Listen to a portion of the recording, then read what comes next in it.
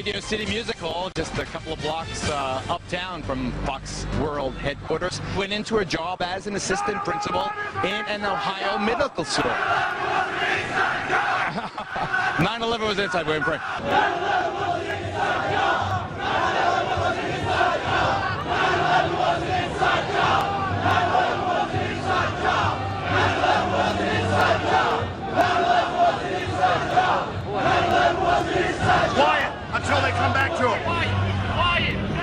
And if you hear the shouting, it's a group of demonstrators who've come. 9/11 was an inside job.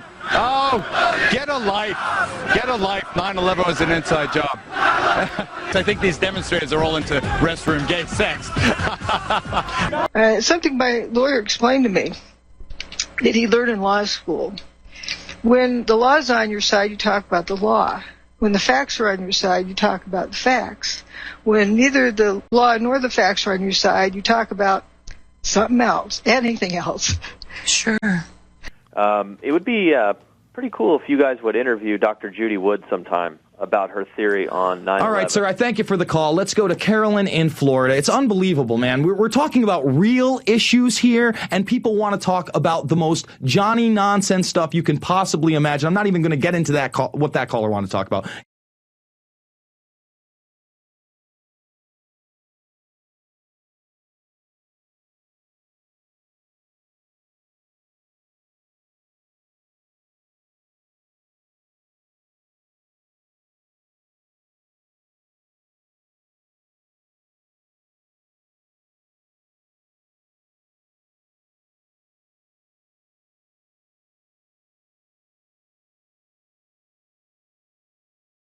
A 110-story building above us, and I'm looking up at the sun.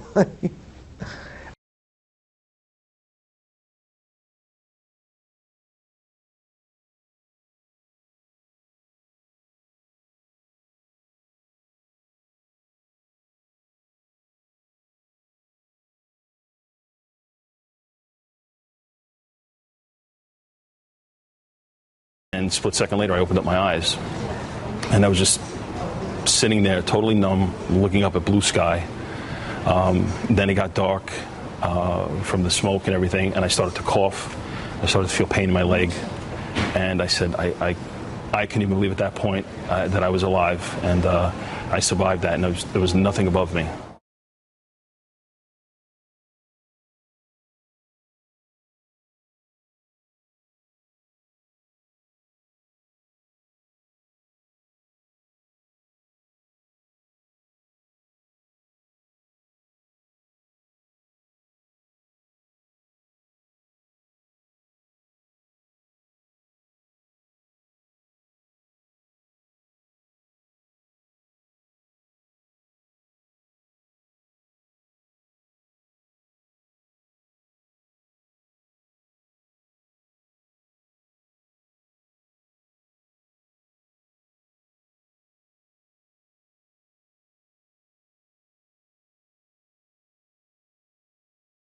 Jason, the reason you're getting so many crazy calls is what I've tried to explain to you. We don't screen phone calls unless it's on a particular subject, and we say we want callers on that subject, so people take advantage of that. We now reach so many millions of people that the haters are the ones that are always going to call in first. And what that does is then distort what we're covering. You know, they're going to call in about chupacabras. They're going to call in about space beams. They try to equate the evidence as though it's an opinion. And if it's an opinion, then if they discredit the opinion giver or whatever, then that's the way they cover up the evidence. That's why, you know, the book, the way I wrote it, it empowers the reader. It's totally independent of me. The reader reads the book. They understand the evidence firsthand. They take ownership of that information. And so what if I get smeared? You know, that doesn't change the evidence. You know, they could kill me off. Fine. The evidence is still there. Mm-hmm. And that's what needs to get dealt with. And if somebody is distracting away from the evidence, you know, red flag. Dr. Judy, have you ever written in the book space beams? Ever? No, nor have I ever used that term.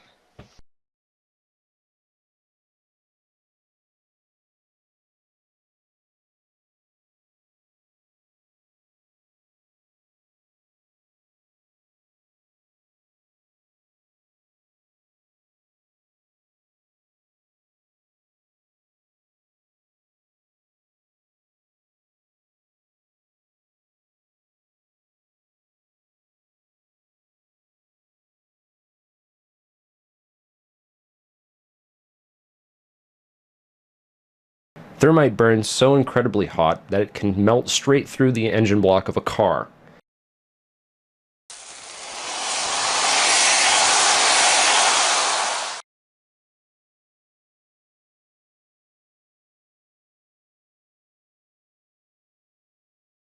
If it disagrees with experiment, it's wrong.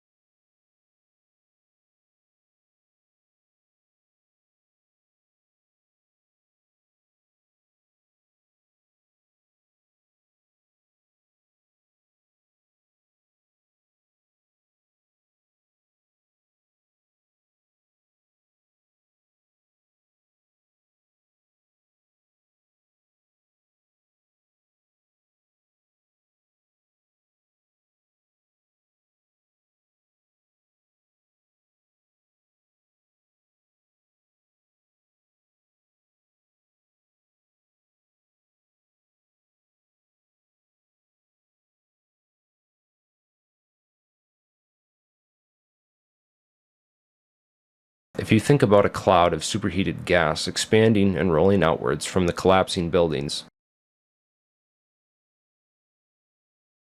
the gas inside the middle of the pyroclastic flow will be the hottest, but will cool down considerably on the surface of the cloud, where it is expanding and coming into contact with surrounding, cooler air. As the cloud rolls outward over cars like this one, the superheated gas at the center will be hot enough to melt the paint.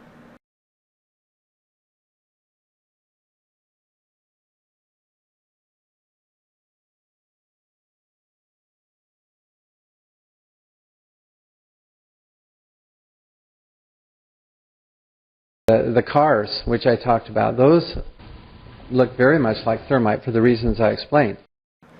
I would suggest that many of these characteristics are consistent with pyroclastic flow damage seen in volcanic eruptions. If it disagrees with experiment, it's wrong.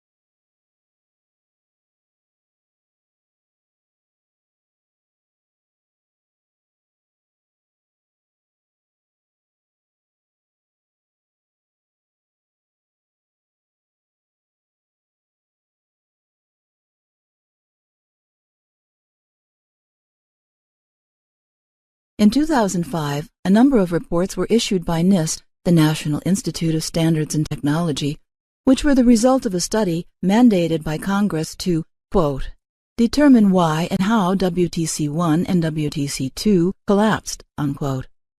In April 2007, Dr. Wood, with the help of Connecticut attorney Jerry Leapart, lodged a qui tam complaint against some of the contractors employed by NIST. This complaint followed an earlier request for correction, an RFC, with regard to the same NIST WTC reports, establishing her as the first to address the fact that this report did not even contain an analysis of the collapse of the WTC. Dr. Wood's original RFC defined how NC Star 1 is, quote, fraudulent and deceptive because it does not address the profound level of destruction of the WTC towers that seem to violate the law of physics. NIST denied Dr. Wood's RFC, admitting they did not analyze the collapse.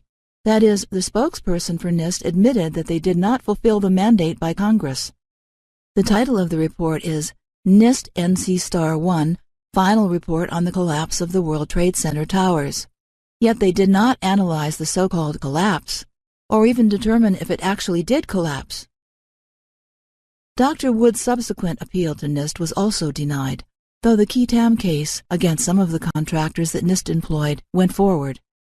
In the original RFC, Dr. Wood stated that, quote, NIST cannot make a statement that the World Trade Center towers came down in free fall, on one hand, and then say that doing so is a form of collapse.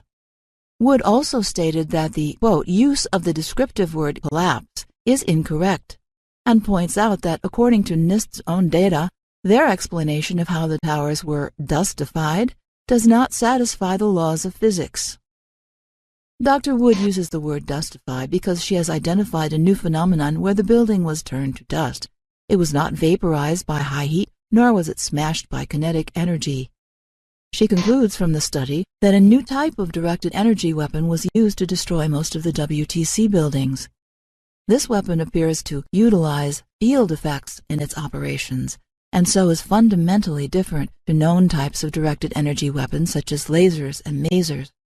Contrary to what Dr. Wood's critics say, her qui tam submissions do not discuss the use of ray beams from space, but they focus on a number of pieces of evidence which indicate the presence of field effects in and around the WTC complex on 9/11. Dr. Wood also points out that the Applied Research Associates, or ARA, one of the defendants in the qui tam action, were one of the contractors for the NC Star reports, and that they are a significant developer and manufacturer of directed energy weapons and or components of same. This, therefore, would be one example of where there was a conflict of interest in producing a truthful report. Dr. Wood's qui tam documents include a study of additional evidence to illustrate NIST's contractors' exhibition of, quote, willful blindness when they produced their part of the NC Star reports. For example, the contractors' own explanations did not address the fact that much of the steel in the towers turned to dust before it reached the ground. Dr. Wood's submissions include a study of some of the effects seen in the aftermath of the WTC destruction, such as anomalous dust effects, anomalous rusting, and anomalous effects seen on some of the surviving WTC steel girders, pictures of which were included in the original NIST documents. The girders are bent and deformed in unusual ways, and because the towers turned to dust, the effects on the girders cannot be explained as being caused by gravity-driven collapse. In Dr. Wood's submission, certain effects on metals and on objects near the WTC are also considered, such as inverted or flipped cars, and cars which are toasted-looking but show damage inconsistent with a hot fire. Dr. Wood's later research has also documented the presence of Hurricane Erin, which was closest to NYC at about 8 a.m. on 9/11.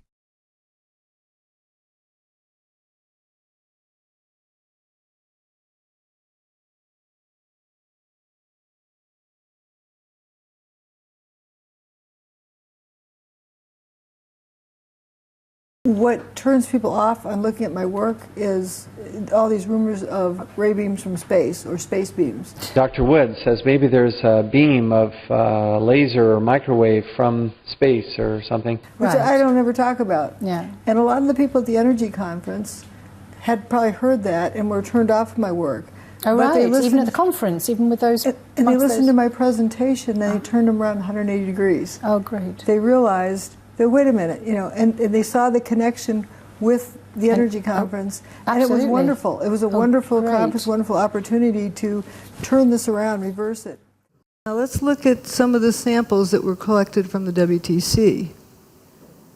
You have a variety of all sorts of strange things in the air. And if you look at the melting or the boiling temperatures of these things, there's no rhyme nor reason to the amount of the quantity. It isn't that the things that boil at a lower temperature are more prevalent.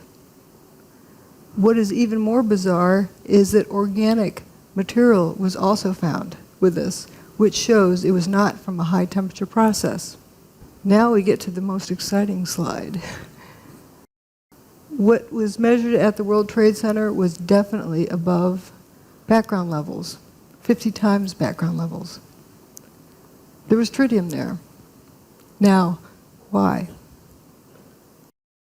But what's also interesting is in 2009, Pons and Fleischmann were vindicated by this 60 Minutes show where, yes, it is indeed a real phenomenon. Yeah. And Fleischmann was asked if he regretted anything. And he said, yes, I regret allowing my colleagues, or my competitor, to call this cold fusion. It's a low energy nuclear reaction. Right. It was called cold fusion in the same way that my work is called space beams. Oh, okay, I see. And it was by the same person. So, in other words, when you give something a certain name, that's part of the perception management process. Yes, indeed. I would say that people like Stephen E. Jones, if you go and look at the evidence of what he's trying to do with this data and this evidence, if you look at what he's actually done, he has essentially set back cold fusion phenomena research or low energy nuclear reactions research by 20 years. Yes. And then if you listen to Pons and Fleischmann, by the end of the 1990s, they had sustained reactions going on in their experimental setup. They were funded by Toyota. I think they got their funding pulled. Yeah. So I blame people like Stephen E. Jones for what happened at Fukushima, because there is no need for us to be using that technology, and many other people have said this. I agree, I think absolutely. this, if you couple together what Dr. Wood has unfolded in the study of the World Trade Center destruction, you can see the energy phenomena is real, you can clearly see that it's linked to cold fusion, and you can see the players that are involved. And so somebody has got that knowledge, somebody has engineered that physics, because what happened happened. Yes. That's not a theory. What happened happened.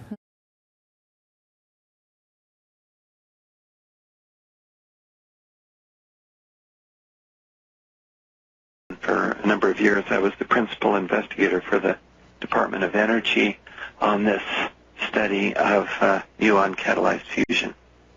Amazing. So you've headed up investigations for the government before. Yeah. And now Department of Energy funded our research. That's right. So again, Jones is creating an illusion about what's been said about the cold fusion process, and he actually contradicts himself, because he said he named the process cold fusion, but then he said that Fleischmann couldn't call it fusion, but it was actually Jones that helped to put this terminology in place. And that was also part of the information management around the whole operation, which still persists to this day, as we'll hear. And in fact, what happened to Pons and Fleischmann is, because they came up with this concept that you could get energy from nowhere, they were attacked, they were vilified, they were called all kinds of things, and you can read about that in Dr. Eugene Mallard's book, Fire from Ice.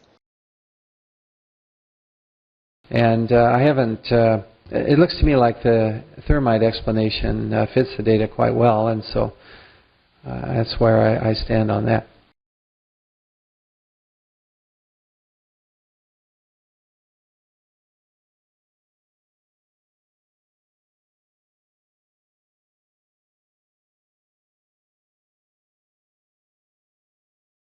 The buildings turned to dust. They didn't burn up. They didn't slam to the ground. They turned to dust in midair. We know that because of lots of key features: lack of significant seismic signal, lack of a seismic signal that traveled through the earth.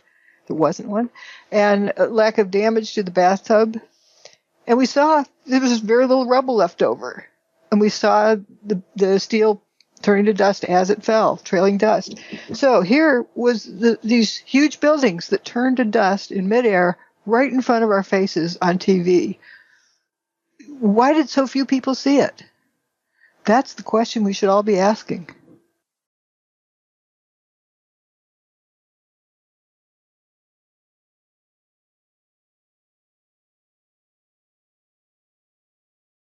When I was being accused of being a government shill or a plant and promoting disinformation, one of the things that shelters me or saves me from that's verifiable is that in my RFC, that's the request for corrections to NIST, I stated what I talk about.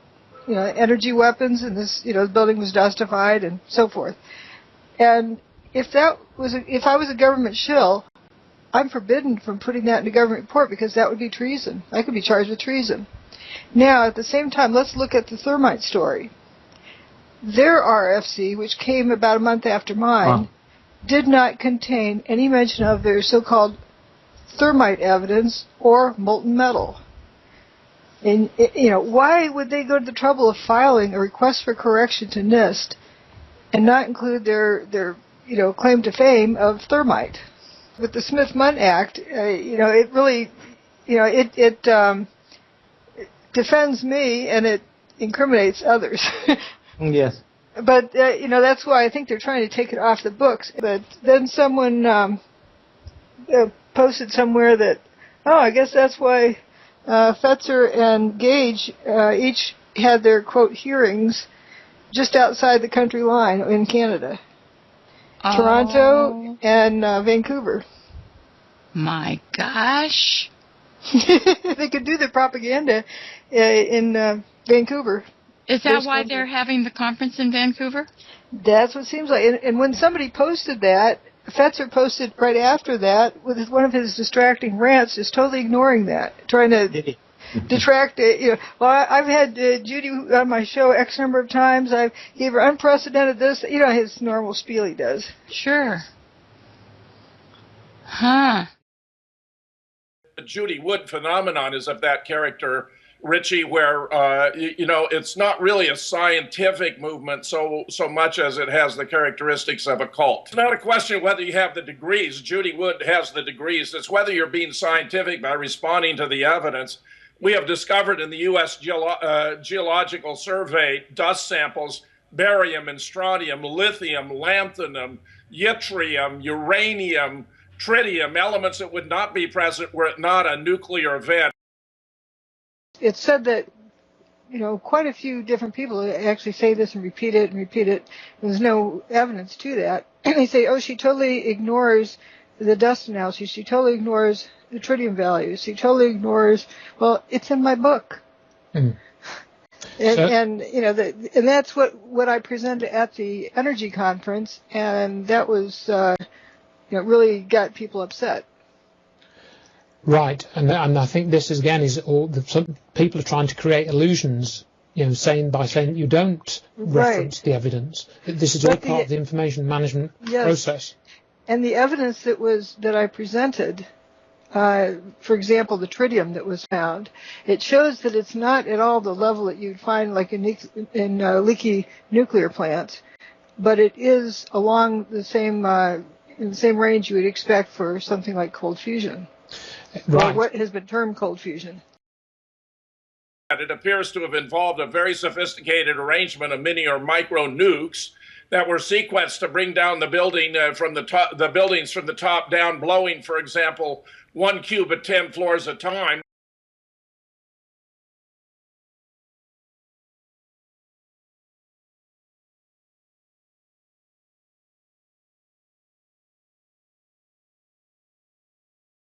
These are mini or micro. They can have a radius of destruction dialed to, for example, 100 feet. Those buildings were 208 feet on a side. If you had them in the core columns, for example, with a destruction radius of 100 feet, then you're pretty much accomplishing what we saw on 9/11.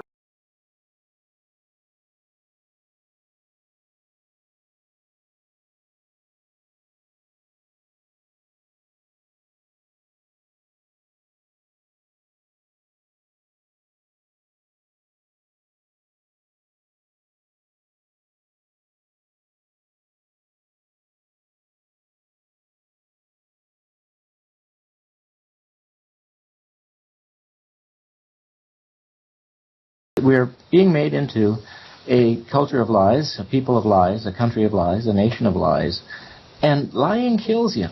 It's a disease. It's very infectious. It's not only infectious, but it's corrosive. And when, in the truth movement, what we see is lies being generated and stirred up, and then regenerated and re-stirred up. And finally, what will happen to a culture that's built on lies? They will be completely without any strength whatsoever, won't they? Ironically, and I think Andrew could probably recall the phrase, it's something that Gerard Holmgren used to get revved up about. They call it. He said they should call the group something like Liars for Truth. Yeah. It's okay. We just coming up with, because we've got all these 9/11 Truth groups. You got firefighters for 9/11 Truth, pilots for 9/11 Truth. And then we've got architects and engineers for 9/11 Truth, and scientists for 9/11 Truth, lawyers for 9/11 Truth. That's another one. So it's from lawyers to 9/11 Truth to liars for 9/11 Truth. It's not a big leap, is it? So, we kind of come to these conversations when we're feeling a bit down, and we have to kind of cheer ourselves up a bit in some very twisted way. It's like there's a different flavored fishing lure out there for every profession. And it's back to that herd mentality. This group of people will follow the leader, and this other group of people, like the architects, they will follow Gage, and then there's another group of people who are going to follow Fetzer, Uncle Fetzer, I believe is what people call him now. Uncle Fester? Uncle Fetzer. But the engineers who look at architects and engineers for 9/11 Truth, I mean, I have known some who look at it and realize it's bogus, and they go back to the official story or just throw their hands up and say, well, that's bogus. So I'm not, there's no validity to those questioning 9/11. I was a supporter of architects and engineers for 9/11 Truth for a long time. Mm-hmm. Came across the work of Dr. Judy Wood in her book, Where Did the Towers Go? First, by hearing Jesse Ventura on your show, I believe in 2011, mention her name. Her work is astounding, and the evidence shows that thermal and kinetic means were not employed in the destruction of the World Trade Center complex. Richter scale data is enough in itself. It shows that there were no... Sure, so what's your question? If you would have her on, and regardless of where you stand, if you'd have her on and have yourself... Sure. Let me answer that question. And I appreciate your call. I am the founder of questioning 9/11. I mean, there was NORAD stand down. The hijackers were trained at U.S. bases. That's Sacramento Bee, Associated Press. That means I question there needs to be a real investigation.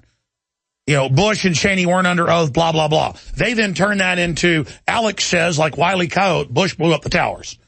So then again, they misrepresent. I say, hey, they've got weather weapons. It's on History Channel. That turns into, I say, Obama sent a tornado. So they build straw men around what I've really said about 9/11. I want to go with, hey, they said they blew up Building 7. We have scores of newscasts saying they blew it up. Then they say, don't say that, it's a conspiracy theory, when I have BBC, CNN, you name it, saying it. So I wanted to stick with that. People can debate and argue all day at 9/11 Truth what they think happened. Not Judy Wood, and I've let Ventura come on and promote her. I mean, that's fine. I didn't say anything when he brought it up. I don't know her. I know some of the people associated with her got really vicious towards Stephen Jones, Professor, and other people, and then I got attacked by people saying I was covering up what happened, and I better have people on. So when I'm approached like that, I immediately just go, wow, this is like a weird academic fight, like different schools of Darwinism or something fighting with each other. I've just stayed out of it, okay? And that's basically the end of it. And then I'm attacked everywhere for just sticking to what I think is the most important evidence of prior knowledge and involvement. There's your answer.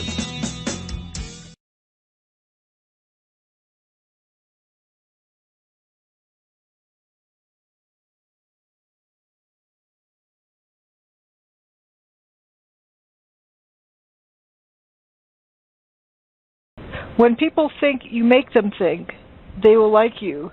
When you really make them think, they will hate you. Well, and so I'm thinking of why were people attracted to this truth movement? First of all, do you think that those who planned 9/11 just forgot to plan a cover-up? They're going to, leave a paper trail to the front door? Mm. And why are people so easy to manage?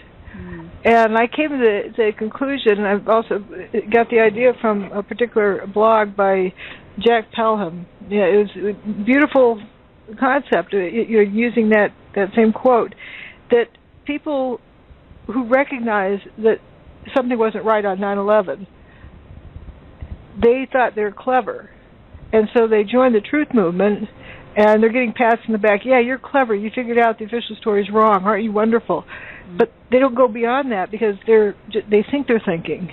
Yeah. They're not really thinking.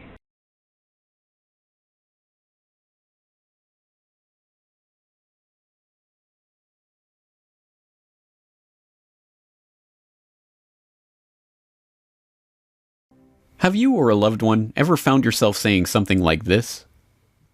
Let us never tolerate outrageous conspiracy theories concerning the attacks of September the 11th. Or this? Yeah, come on. Listen, there has never been a conspiracy in this country. Or this? And conspiracy theories are bullshit. Then you might be suffering from cognitive dissonance. Cognitive dissonance? What's that? The theory of cognitive dissonance was first posited by American social psychologist Leon Festinger in 1957 to explain the discomfort and mental stress that we feel when our beliefs, ideals, or values don't match up to reality. Festinger's theory states that when people are in a state of dissonance, that is, when their beliefs or values don't match up with their behavior or experiences, they will adjust those beliefs or values, or even adjust their perception of reality in order to achieve consonance. Furthermore, Festinger showed that people will actively avoid situations or information that might challenge those beliefs and values in order to avoid dissonance. I don't talk about the buildings as much anymore because, for one, I'm not a physicist, I don't claim to be one. I think she's made basic flaws in physics. Cognitive dissonance? What's that? The Corbett Report recently talked to Barry Cooper about his involvement in the Bohemian Club of San Francisco. Dr. Barry Cooper, I understand that you're a member of the Bohemian Club of San Francisco. Well, I am. It's a social club, and it's one of the attributes of it is we don't talk about it. Mr. Gage, why don't you mention any of the large, very important empirical evidence from 9/11 on your website or in the presentations? Do you ever mention the Grove when you're talking to your students about the power structures that govern global geopolitics? I doubt it. Really? Why didn't you take all this smoking gun evidence, such as the thermite that's supposedly peer-reviewed, why did you never file that in a court of law? Yet Dr. Judy Wood took all the evidence, just a brief sum that I mentioned. I'm an architect. And she filed that in a court of law, and it went all the way to the U.S. Supreme Court in October of 2009. So why have you never filed this evidence in a court of law to pursue NIST and the people that engaged with NIST in the conflict of interest relationship to use our tax dollars for those phony 9/11 investigations? This is an important discussion. I'm just trying to kind of carry it along so others have an opportunity, and I don't want to cut you short. I'm not an attorney. Don't you think it would be a good idea to talk about 2-week outings with presidents and advisors and academics and other luminaries in front of 40-foot stone owls? I don't know. I mean, generally what I do in my classes is I take texts and discuss what the texts mean. I see. You ban all your members that just message you sharing evidence, asking? I honestly want to know. Be quiet. Let him talk. Sit down. Let him talk. I'll answer your question. Festinger showed that people will actively avoid situations or information that might challenge those beliefs and values in order to avoid dissonance.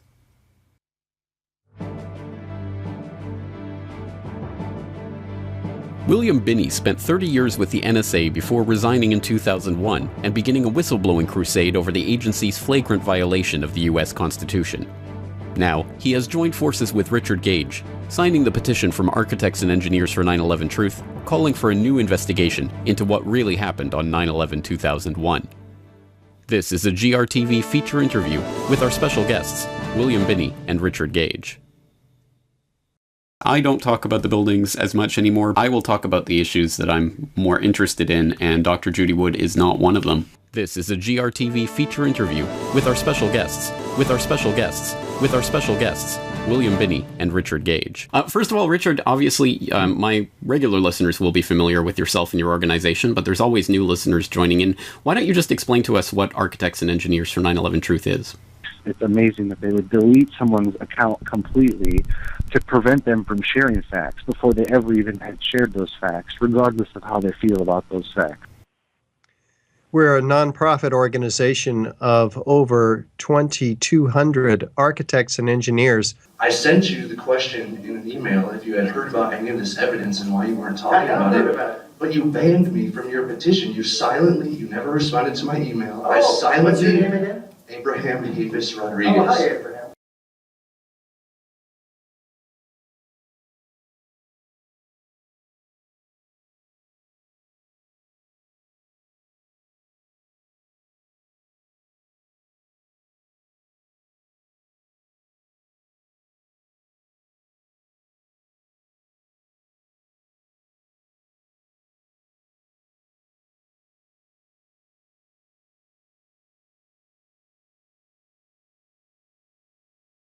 Now demanding a real investigation of what happened at the World Trade Center. We have over 19,000 other individuals joining us demanding a real investigation based on the specific evidence, the scientific evidence for explosive controlled demolition.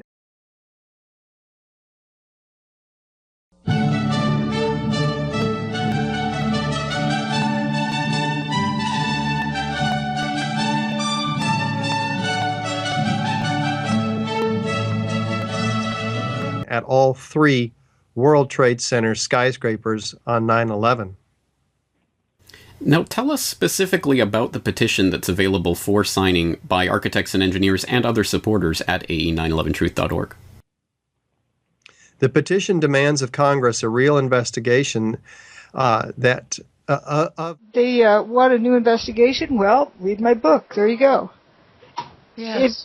If they're calling for a new investigation, what they're doing is admitting that they are not capable of conducting an investigation. How true. Well, as I'm sure you're aware, the implications of the petition that you have signed are, if you'll excuse the pun, quite explosive.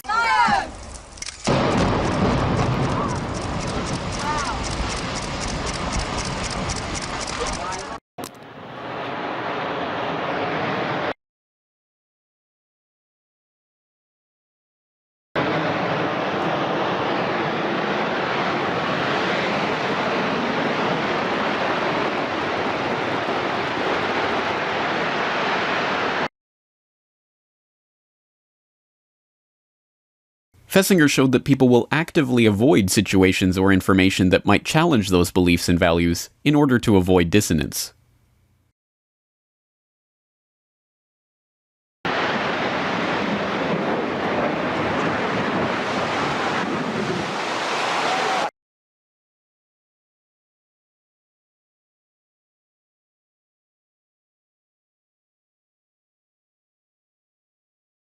If you'll excuse the pun, quite explosive.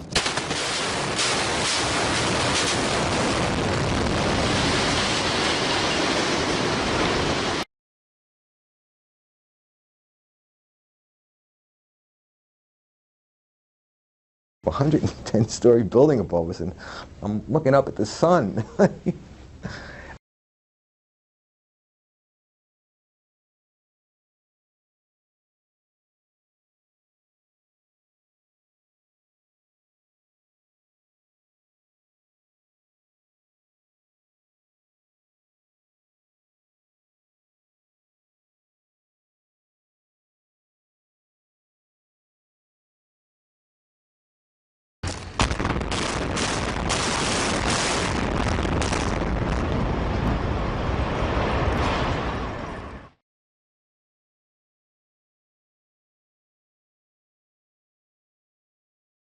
And a split second later, I opened up my eyes, and I was just sitting there, totally numb, looking up at blue sky.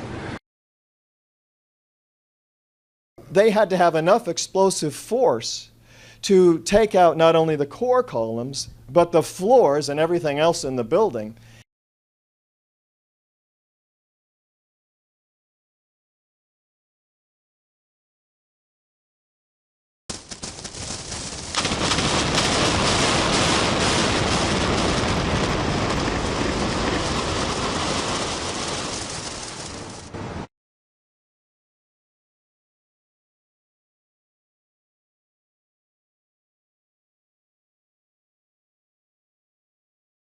Well, as I'm sure you're aware, the implications of the petition that you have signed are, if you'll excuse the pun, quite explosive, insofar as they do posit a fundamentally different narrative of 9/11 than the one that we've been told all of this time. And obviously, this hinges on an extremely important detail. I suppose you could call it a detail, whether or not these buildings were taken down as the result of a controlled demolition. But as I've said over and over and over again on my podcast, I am perfectly happy to let all of the people who want to continue their internecine squabbles over the demolitions of the buildings and to concentrate on that 100% as if 9/11 truth equals the buildings. And I will continue to concentrate on all of the other aspects of 9/11. And if that is the case, if we can establish that scientifically, that does fundamentally change the narrative of who was involved and what the government knew and what has taken place in the meantime. I have recommended hundreds of books over the years.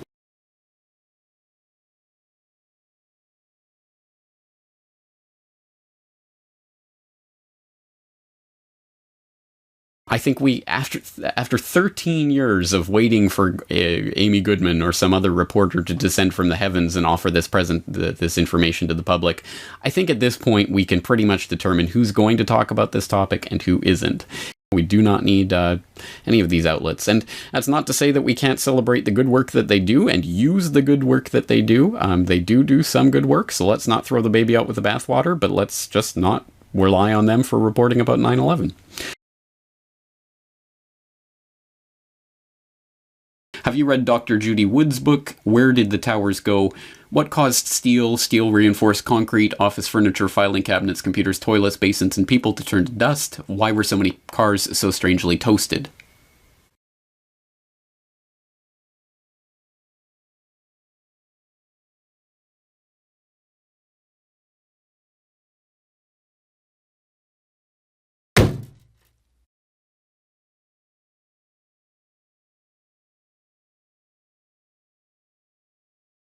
I don't know. I mean, I can't see, what's down in there. Right. I don't think there were space rays that cut holes in those buildings.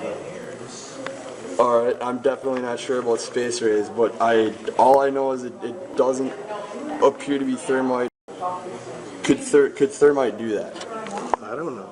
Gage, you just talked about thermite for 2 hours. How can you possibly not know if thermite could do that or not? Could thermite do that? I don't know. If it were placed in all the beams in that particular area, I imagine it could. But why not? But why not the whole? Building 7 clearly gone. The tower is clearly gone. These buildings standing with weird cookie cutter holes in them. Yeah. No, it's weird. I agree with you. That's just more like the same kind of stuff. There's climbing in a building.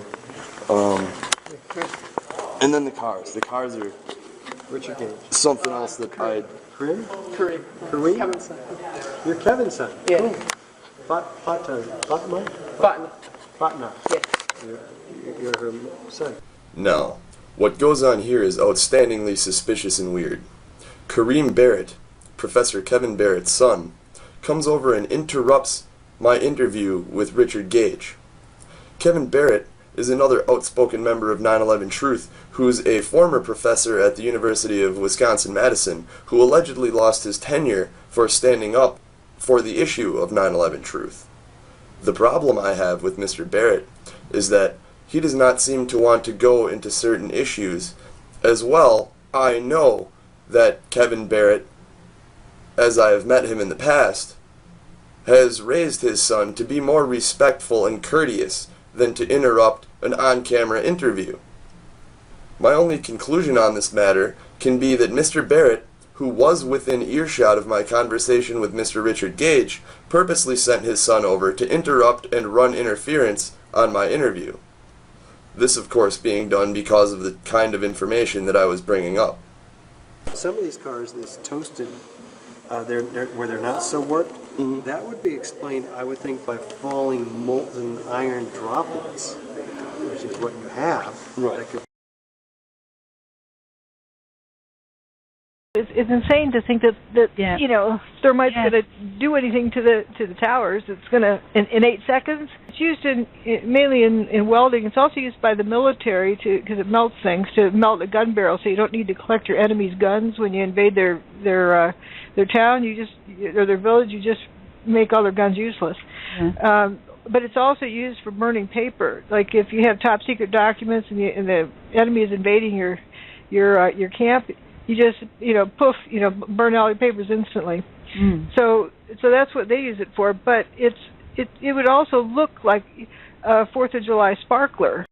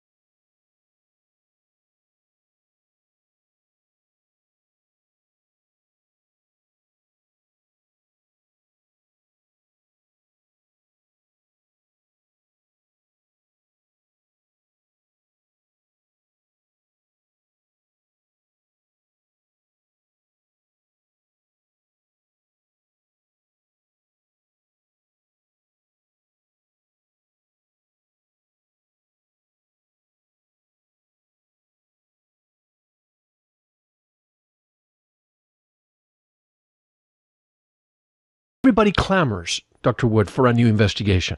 We're not going to get it from the government, but we need an independent entity to do it, and Dr. Wood is as independent as you can be. Would you agree?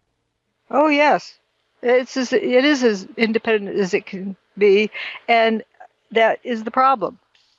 By design, they don't want it to be independent. They just want to call for an independent investigation because it sounds right, and most of the people who are members of the 9/11 Truth Movement, the so-called Truth Movement, I think are there for good, well-meaning purposes, but they get hoodwinked and derailed, and a con job pulled on them, and they buy into it, and they become invested in it, and they're taught to memorize this list of talking points that are just drilled in.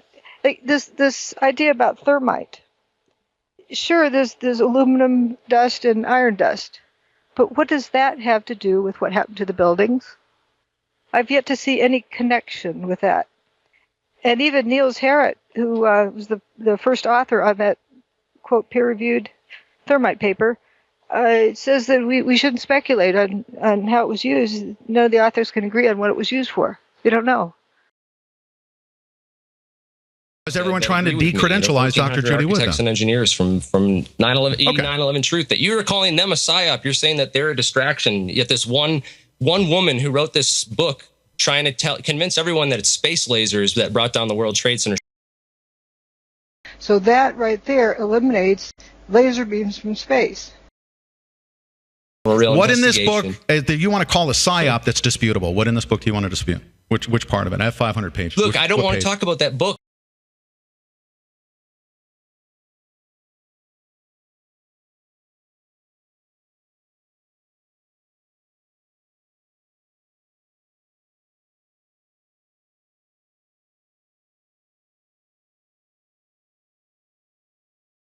So we're meant to believe one woman who that wrote the Twin this Towers book were brought trying to down convince by a everyone that it's machine space that could be lasers that foiled brought down the by World Trade Center. Foil.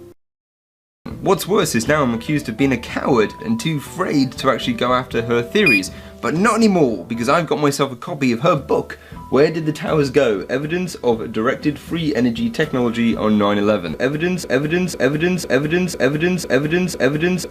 of Directed Free Energy Technology on 9/11. Yeah, and I gave myself the challenge of reviewing the chapters and the interesting theories it contains.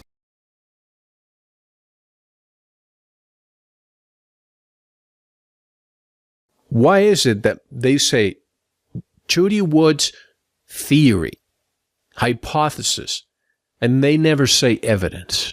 Why is that? To instill doubt.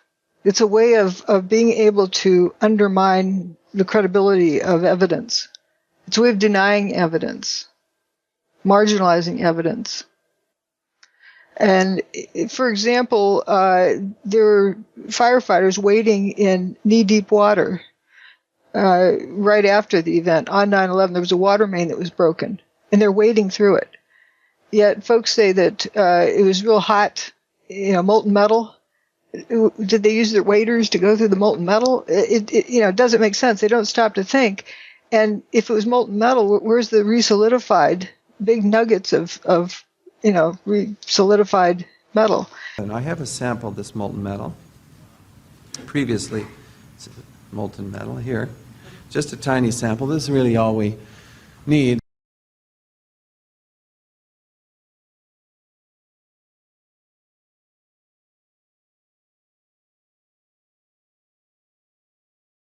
The first layer of the 9/11 cover-up is the official and physically impossible Al-Qaeda-centered fantasy, accompanied by the significantly fraudulent NIST reports.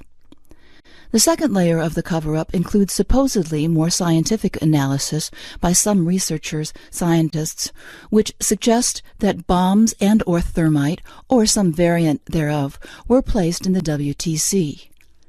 A number of higher-profile 9/11 skeptic figures claim there is good evidence for the use of thermite and/or bombs, but those same researchers have failed to compile any of this evidence into a legal case against NIST or anyone else.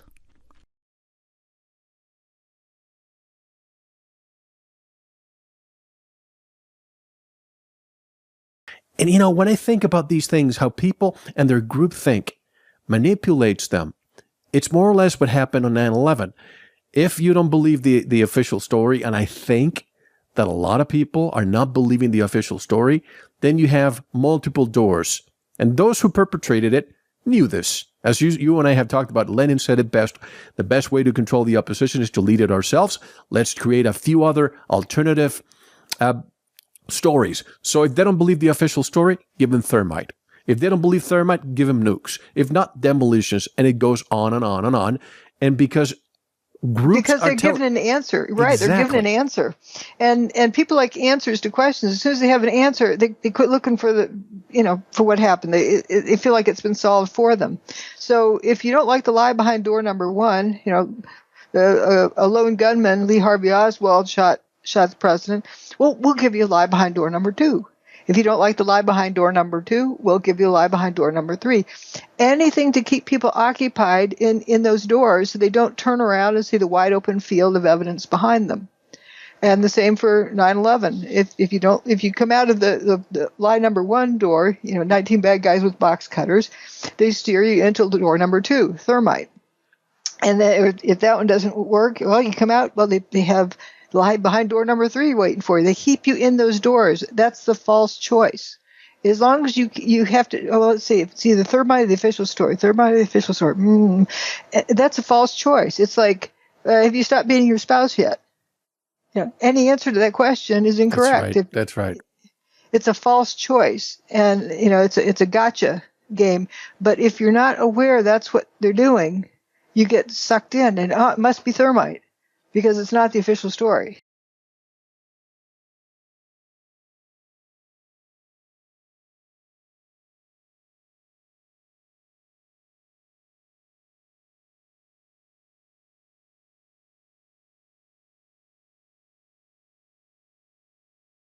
The buildings were not vaporized. Vaporization implies heat. And lastly, we have the hypothesis championed by Dr. Judy Wood, a violent opponent of the nanothermite evidence, who instead insists that the towers were vaporized to dust. This is a slick thing because most people don't realize that difference. So if they start repeating my work saying, oh, she says it was vaporized, the person is innocent motives. They just don't realize the difference between turning to dust and vaporization. That right there, whatever they say after that, it can be refuted because vaporization is inappropriate. Mm-hmm. Oh yes, that's it's right. Very slick maneuver, and I'm glad you didn't repeat it. Mm-hmm. But you didn't catch what was going on with that one. That was very subtle, a really slick one that he was just slithering through there. I remember from 3-4 years back that his picture was different. You can see he's changed all the contrast. And he said in his presentation, this was thermite. So what's he doing? Saying, yeah, this is thermite. I'm a physicist. I know what I'm talking about. Don't look at the building turning to dust, which is what's actually happening.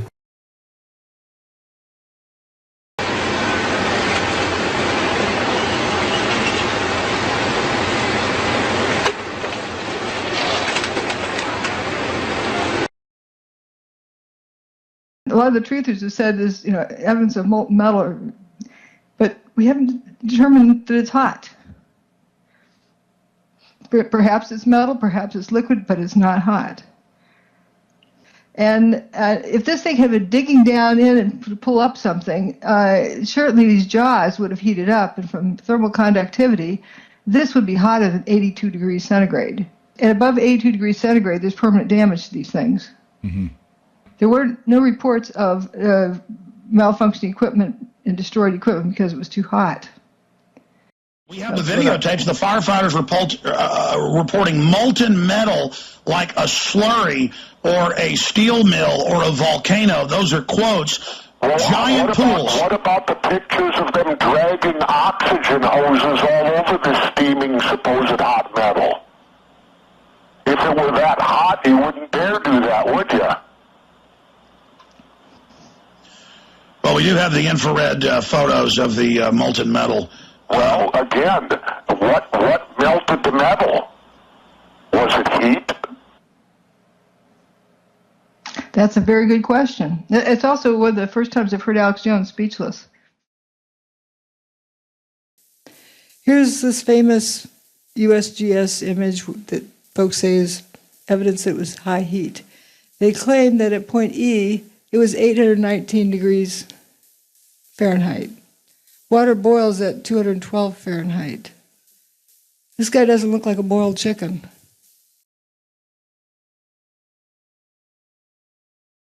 John Hutchison tried to reproduce all of the effects that Tesla had talked about, or many of them, and got this weird set of data that's parallel to what we saw at the World Trade Center. Jellification, bent beams, slow bending of metals, shredded metal structures, peeling appearance, like in the cars, fusion of dissimilar materials. There's a whole list of things. But there's one that might be interesting to you. Metal luminance without heat. It looks like the metal's glowing, but without being hot. John has been working with field effects for more than 3 decades. The effects from these experiments are the result of interference zones. That is, the result of interfering several beams or fields of varying frequencies of electromagnetic energy in a target zone. Some listeners may not know who you are and the work that you've done. Can you just bring listeners up to date with the work that you're doing right now and how you got involved? Well, I replicated the work of Nikola Tesla and others a long time ago, back in the 70s, and then it was caught by some scientists who came to visit me and then promoted it to the government of the United States. And what I'm doing is levitation at a distance, as well as transmutation of common metals to impossible alloys. So I was one of the first ones on the Star Wars program, where we gave demonstrations to Colonel John Alexander and Los Alamos National Labs, then on to the Canadian government, McDonnell Douglas and many others, and I brought it to main media by a demonstration on Canadian television. So, no degrees, just an interest in engineering and building old machines and that kind of thing, really. Just go back a bit and explain the science to listeners a little bit about the creating a static field and then the interference zones from the static fields. And maybe is this a connection to what George Pigott was doing or other scientists? I would say that, okay, going into it is going into like producing certain RF radio waves, frequencies, and high electrostatics, creating standing columnar waves that are projected out at a great distance. It takes a lot of tuning, a lot of engineering to create these effects, and the effects are incredibly strong compared to the power input. They can take a 3-inch steel bar and turn it into a knot, basically through the jellification of the metal. And I'm only working with 110 volts, maybe 50 amperes, household current doing this stuff. And it's been well documented by many different people. These effects seem to, I feel, tap into zero-point energy.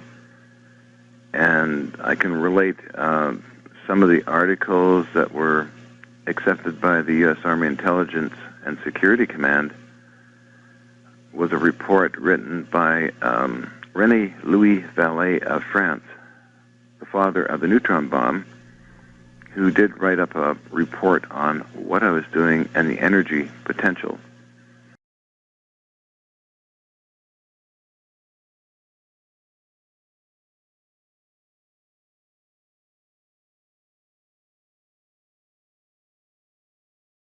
For example, Hutchinson effect has been debunked over and over and over, so I absolutely do not think that there's any valid reason for believing that Dr. Judy Wood is right on any of the things that she's talking about. I can't believe I even have to do this, but here's this video called The Hutchinson Effect, and it goes on and on about some Judy Wood garbage. Ooh, whoa, but look over here.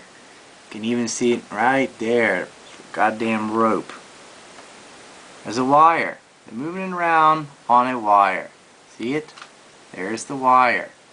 They edited this part of the video out on purpose.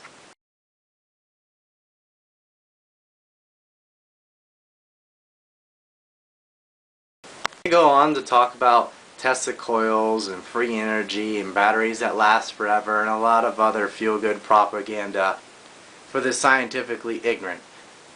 Judy Woods and Jim Fetzer and the rest of them that don't believe there were any planes used on 9/11, that was all just holograms or fake footage or whatever.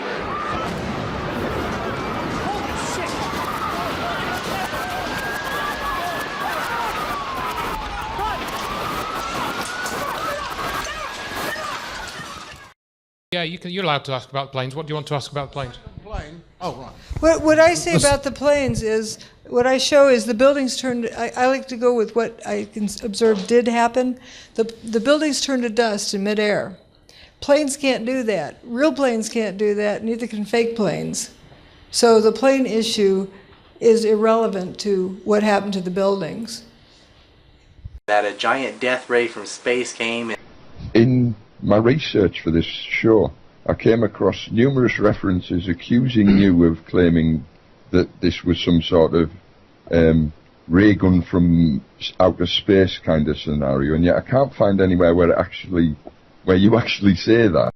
I've never said it, and when I came out with this, the this first line of evidence, which showed the bathtub survived, the seismic impact wasn't as great, the building turned to dust, there are these cylindrical holes, these cutouts in it, there's toasted cars, and presented it in Seattle, came back, and it was the 11th of November at Berkeley. Stephen Jones gave a talk where he talked about Judy Wood's ray beams from space and space beams. Is that where it originated, this false story? First time I ever heard it. That a giant death ray from space came and melted metal. Also, because of the evidence of lack of high heat, you can eliminate the explanation of some kind of thermal energy weapon as the mechanism of destruction. But not wood and dustified steel, even though the columns are made of concrete. Please, people, why do you pay attention to this? That's what's wrong with our country. Stupid, gullible people. And the best is, incompetent people are unaware of their own incompetence.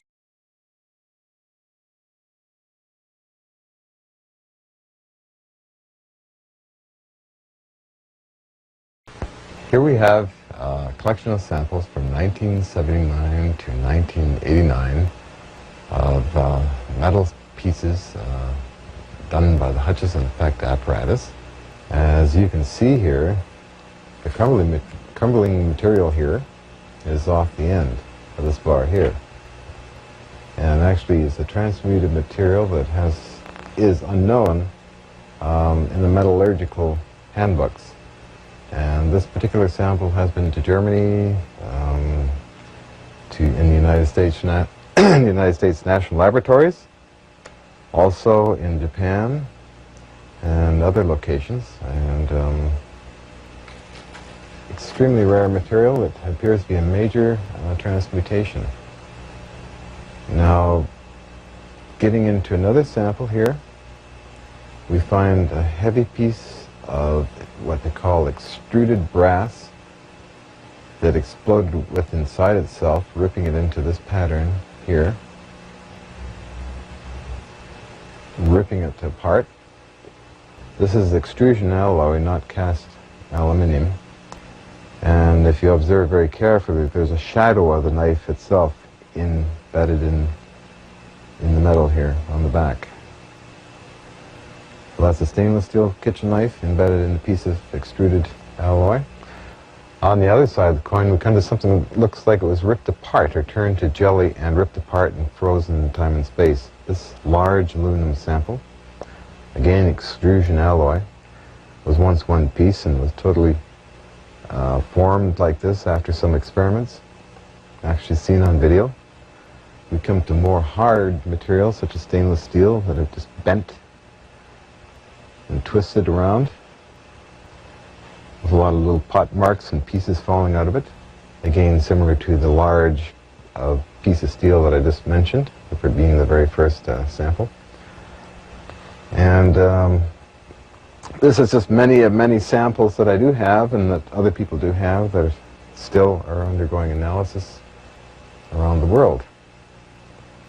And new theories are coming up almost weekly on what has happened here. This was in Baker's Trust, which was across the street from Tower 2. That's pretty weird. How do you get it to bend like that or wrinkle up? Looks like a curling ribbon. If you get a beam to buckle, that's one mode. Here's another mode. It sure doesn't do that.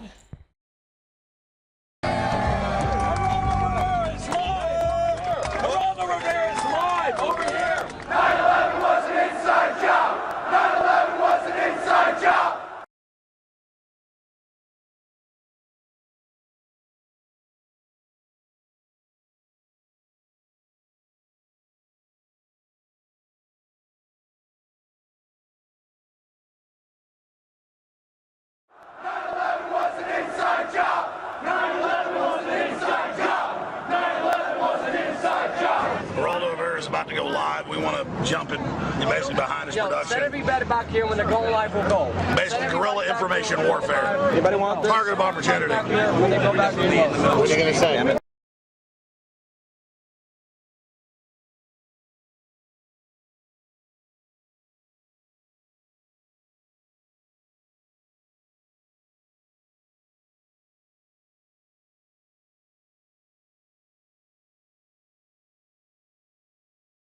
We're just going to chant that 9/11's an inside job. What this is, you know, I can't say how it happened, how 9/11 was done, because I wasn't there in the operating room. What I can say is how to reproduce each one of these effects. Well, here's this guy named Nikola Tesla that we don't learn much about in high school. Well, John Hutchison wanted to replicate some of Tesla's work. He can reproduce all of these effects. You know, the same thing we saw on 9/11. Now, look at these jellification kind of weird things. And the two in the top are from the WTC, and the two in the bottom are from John Hutchison. The same kind of curly metal that's... And while the gizmos turn on, it's like Jello. And I make an analogy with it like the game of musical chairs. So using that same kind of idea, let's say while the music's playing, a type of music, you know, the energy system, that all the molecules are kind of up and moving around, and the music stops playing. They've got to grab hold, and sometimes they don't grab hold in the right place, or get all the way back together. But while the music's playing, the material is like Jello. It's just easy to flow and to bend without heat. It's like the molecules have you know, let go of each other. I found it hard to believe that it actually bent because of the size of it and how there's no cracks in the iron. It bent without almost a single crack in it. It takes thousands of degrees to bend steel like this. Typically you'd have buckling and tearing on the tension side, but there's no buckling at all. And architects, engineers, people who work with steel, welders have just never seen the level of destruction and the level of deformation of this material in our lives.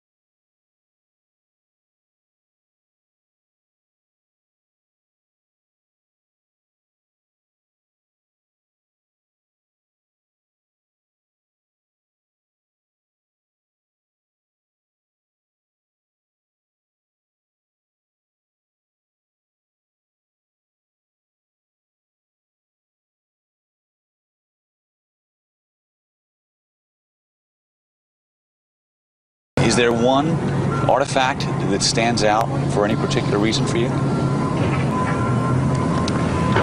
I think the lack of artifacts stands out to me quite a bit. I think the fact that I haven't seen a door, I haven't seen a phone, I haven't seen a computer, I haven't seen a doorknob. I think that stands out. But for the things that we have seen, every now and then we'll come across a stuffed animal that might have been on somebody's desk. Pictures that were on people's desks that we're trying to restore.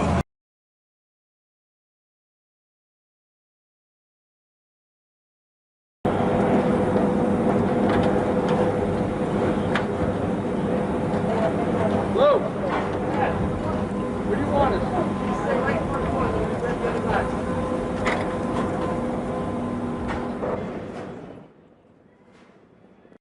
And then we have, okay, here's the aluminum block. Now, he has that plywood platform, and he had a piece of aluminum on it, and after he was done playing around, he realized the aluminum was stuck to the wood, and chopped it out, and then somebody ground it down, and you can see that the wood is right, you know, abruptly fused to the aluminum.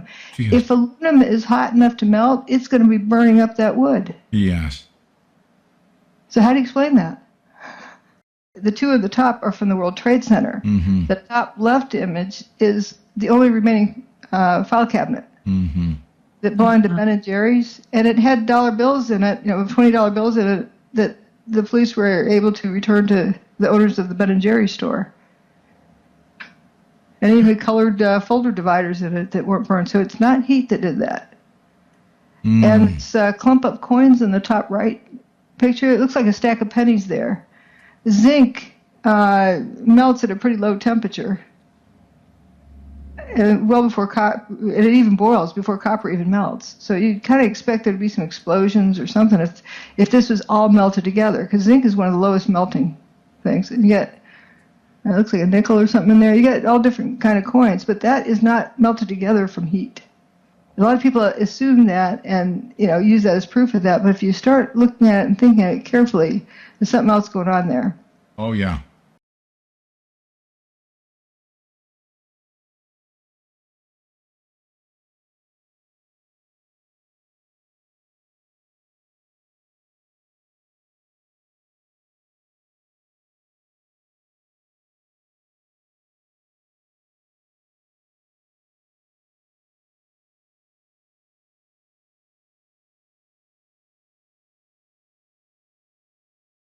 And I wish to extend my thanks to Dr. Judy Wood for taking time out of her schedule for this interview. And on behalf of our ragtag band called DC 911 Truth, I welcome you. Thank you. Well, thank you. Dr. Greg Jenkins set up an ambush interview in a side room at the National Press Club, Washington, D.C. Why did Greg Jenkins plan this interview without telling anyone who knows Dr. Wood? Why did he bring at least 2 professional video cameras, recording equipment, special lighting, and a camera crew to the National Press Club that evening and not attend Jim Fetzer's presentation? Jenkins and/or his group tried to talk Dr. Wood out of going to the restroom, saying the interview would only take 2 to 3 minutes. But Dr. Wood felt she couldn't wait. She saw the cameras for the first time after she came back from the restroom. Dr. Wood insisted on switching seats with Greg Jenkins because there were other people in the room who were watching the interview, and Dr. Wood did not wish to be forced to sit with her back to them. The people helping Jenkins felt they needed to change the lighting and camera positions. As you can see in the video, Jenkins is well lit and Dr. Wood is half in shadow for most, if not all, of the interview. They set up their ambush 2 rooms away, out of sight of the Fetzer presentation. It is not clear how they got access to these rooms, as the doors seem to have been locked before they were there. How did Jenkins know Dr. Wood would be there? Who told him? She was a member of the audience on her way to the restroom when they asked her to answer the questions. And why did Jenkins keep his plans of this surprise interview a secret? Why did Greg Jenkins present his ambush interview as if Dr. Wood were the invited speaker at the National Press Club? Dr. Wood had no idea she was going to be interviewed, much less filmed. But she did agree to sit down for 1 or 2 questions on the condition that no permission would be granted until she had authorized the final product. Jenkins did not obtain a notarized signature, and no preview was ever offered by him or anyone connected to him before he posted the video on Google, though he had agreed to do so, sharing an email and a phone number. But both the number and the email address turned out to be fraudulent. All right, I guess the first question is you have come up with some ideas regarding space-based weapons and the demolition of the World Trade Center towers, and I was wondering if you could give like an overview of the proposed types of weapons that could be used for such a thing. We haven't really got into listing them yet. Just energy weapons. In what form? I don't think we even need to define it.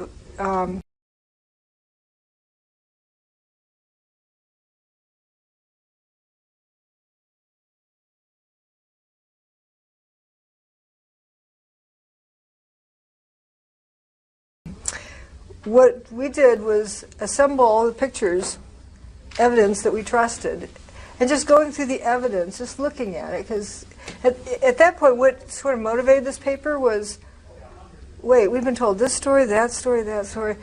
Let's wipe the slate clean and start over. Let's see what evidence we do believe instead of relying on this rumor mill. You know, we're told about molten metal, but nobody's ever seen a picture of these rivers of molten metal. Let's see if we can find any pictures of it. Let's see what we can see. And so I started just looking through pictures and pictures and pictures. What were they telling me? What's the evidence? Okay. And what categories of information? And you start putting these categories of information together, and it starts building in one direction and eliminating various other possibilities. Okay, okay. Well, I mean, no matter what the beam that is used in the situation,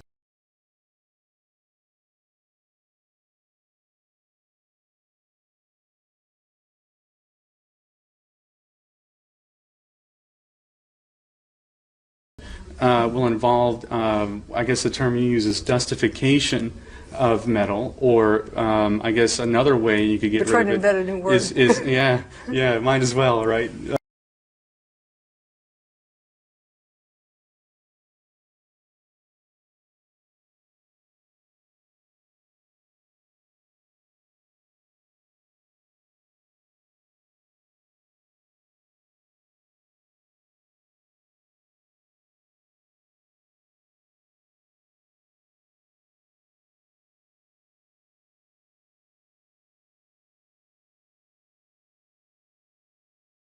Will involve, I guess the term you use is dustification of metal, or I guess another way you could get rid of it. We're trying to invent a new word. Yeah, might as well, right? Poof, yeah. And or the vaporization of the metal in the towers, one or the other.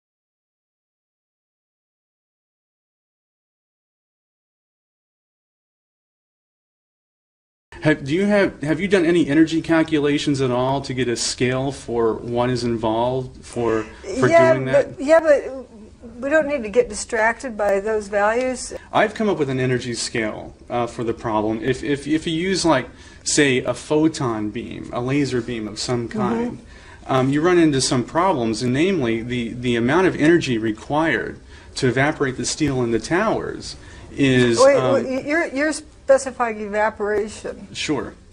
What about dustification?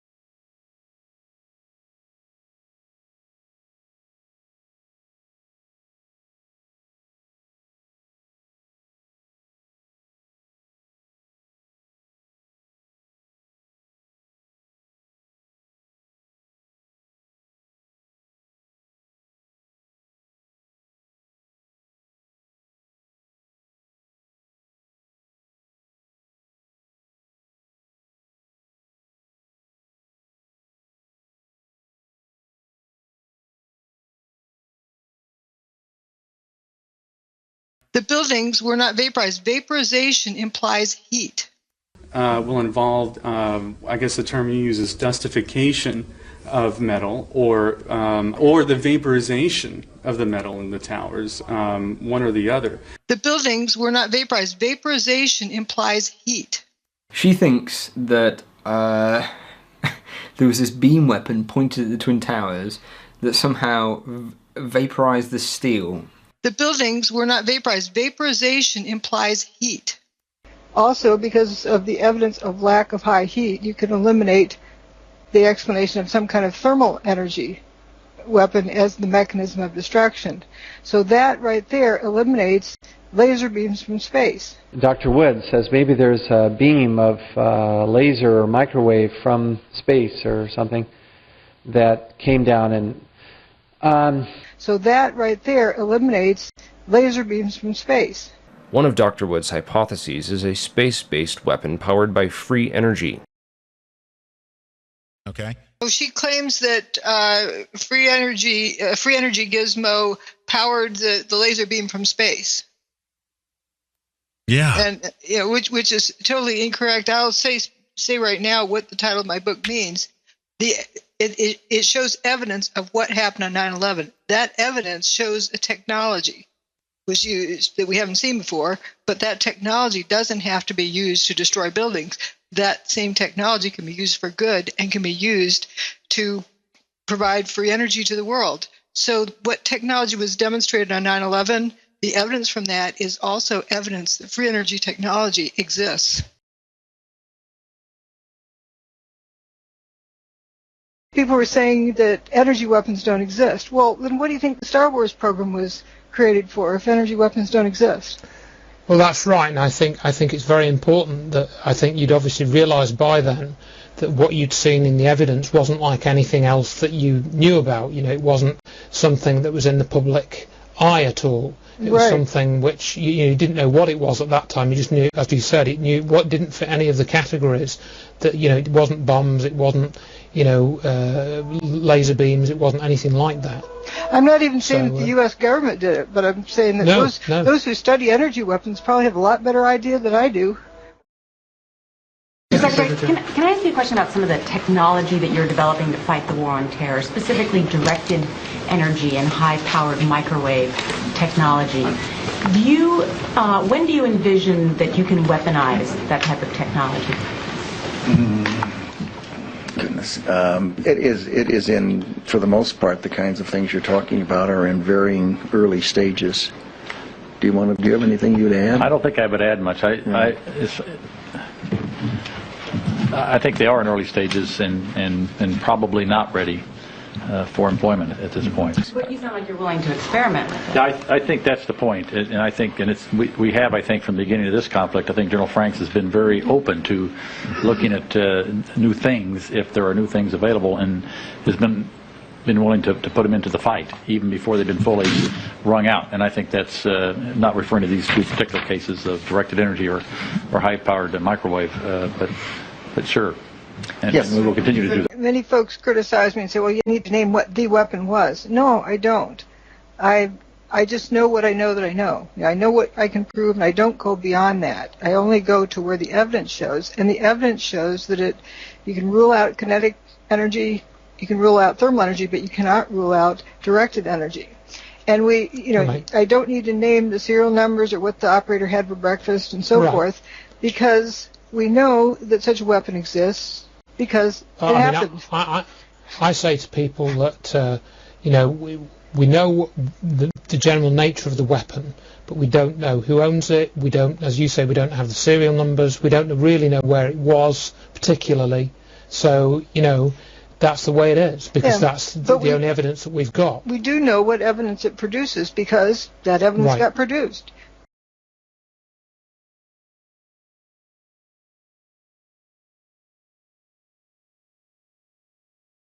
All I've seen from Dr. Wood so far is a colorful picture book which continuously stresses the need to look at evidence in order to determine exactly what happened at the World Trade Center. So your answer is no, you have not read the book, Where Did the Towers Go? No, I have not read it. I don't own a copy. I would never buy it. I think that she's a distraction. The whole buildings were blown to Kingdom Come. I mean, that much is obvious. So, although conventional explosives have been ruled out due to lack of noise and seismic evidence,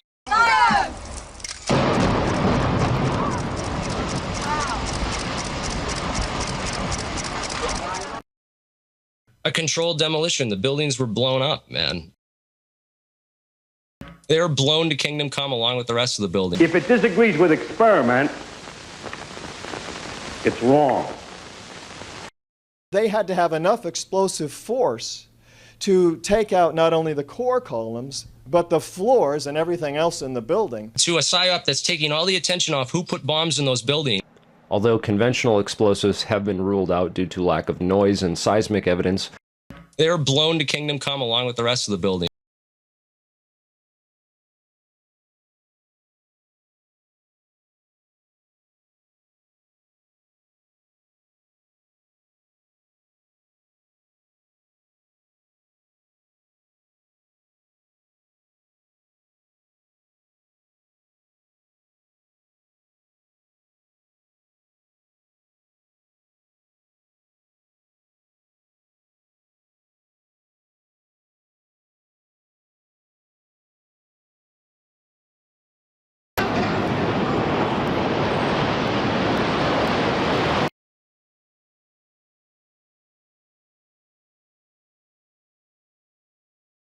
It's like the molecules have, let go of each other.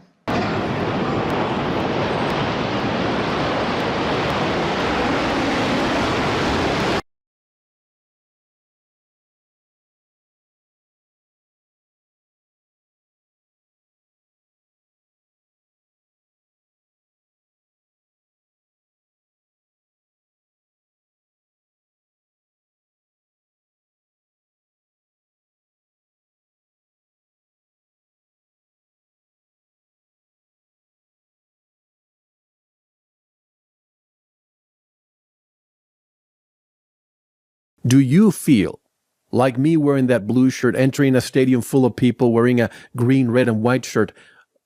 Do you feel like that, isolated because there are so many other planted stories? Do you feel like the outsider? Somewhat. I realize this is what the game is. We have, the hall monitor who guards door number 1 and sends them into door number 2 if they come out. The lie behind door number 2 and so forth. And they're always keeping them occupied. So any door is good as long as it isn't the evidence. So all of them are united in trashing me because I only present evidence. I don't present any theories, but they call it a theory so they can discount it to keep people from looking at it. I'm working 80 hours a week, harder than I've ever worked in my life. I'm managing a large organization of 40 volunteers with almost no funding.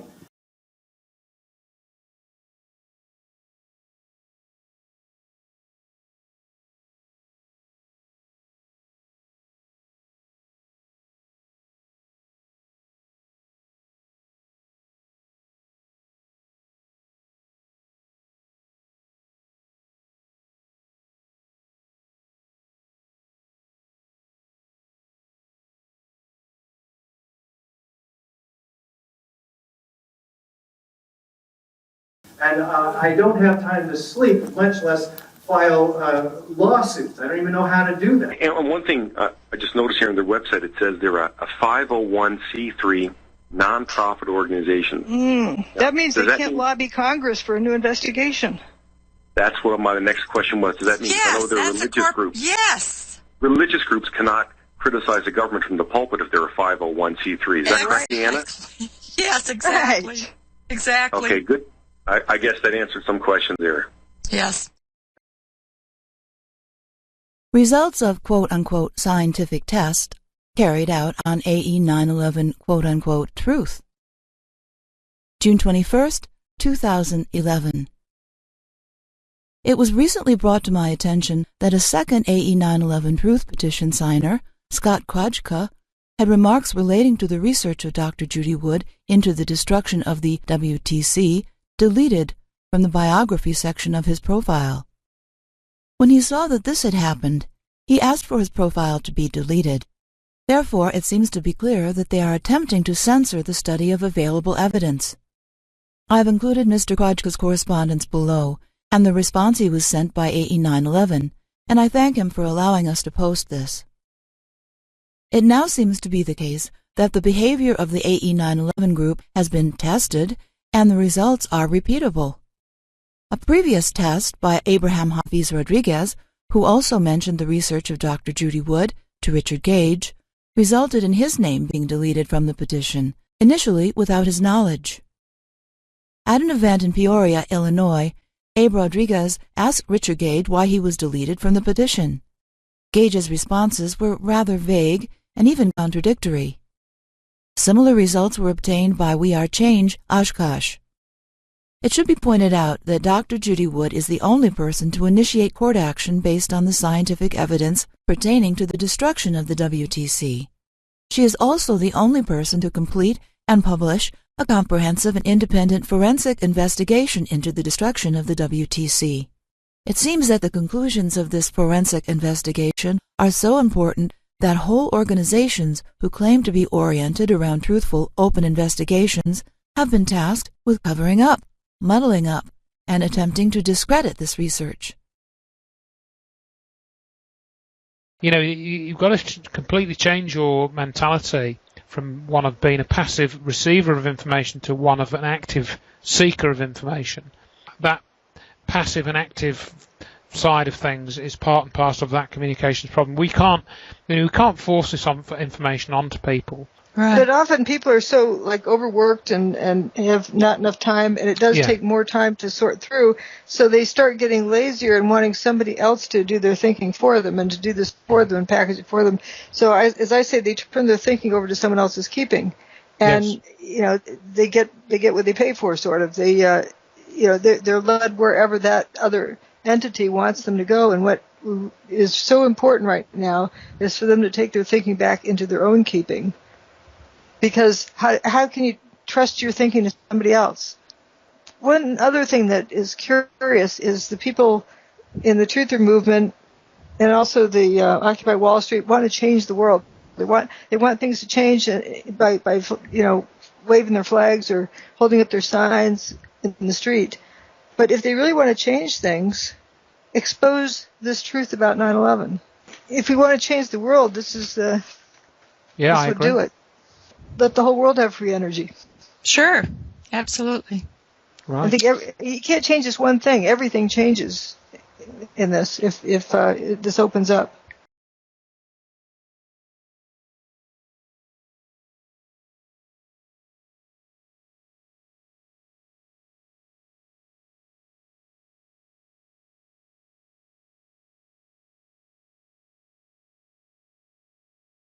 Now I'd like to read something. This is from EMT Patricia Androvic. And this is what she says. Okay. There's hundreds of cops all running up there. And I ended up running through this park. And I couldn't even see where I was running anymore. I kept running north. Question. Through North Park? Yes. I guess that's North Park. It's a big green grassy area. And there's nothing there. As I was running up there, 2 or 3 more cars exploded on me. They weren't near any buildings at that point. They were just parked in the street. The traffic guys hadn't gotten a chance to tow anything yet, because this was all during the first hour, I guess, of this thing happening. So there were still cars parked on the street, and that were completely independent of that. 3 cars blew up on me. Stuff was being thrown. I went home all bruised that day. Thank God it was only bruises. I just ran into this park along with a bunch of other people, and stuff was blowing up. I don't think I looked back, but you couldn't see anything. Everything was just black. I was running, and I was falling over people, because people were crawling on the ground because they couldn't see anymore. I just kept on running north. I could smell water, so I just kept on running towards the water, because I knew that my coat was on fire. And I figured, well, if I can see a boat over the water, I'm just going to jump onto the boat and take that thing to Jersey, because no one wants to blow up Jersey. Stuff is just blowing up behind me as I'm running. I can hear stuff exploding. I could hear rumbling. The street under me was moving like I was in an earthquake. I've been in those, so I know what they feel like. It felt like an earthquake. So what do you make of that, Dr. Judy, that first she's describing what she was experiencing. One of the biggest things that jumps out at me with that is that I went home with bruises, all bruised that day. Thank God it was only bruises. She had stuff blowing up on her, and she only had some bruises. Yeah, that is interesting. She also had her hair catch on fire, but nothing hit her. Nothing hit her, and her coat caught on fire too, right? Yeah.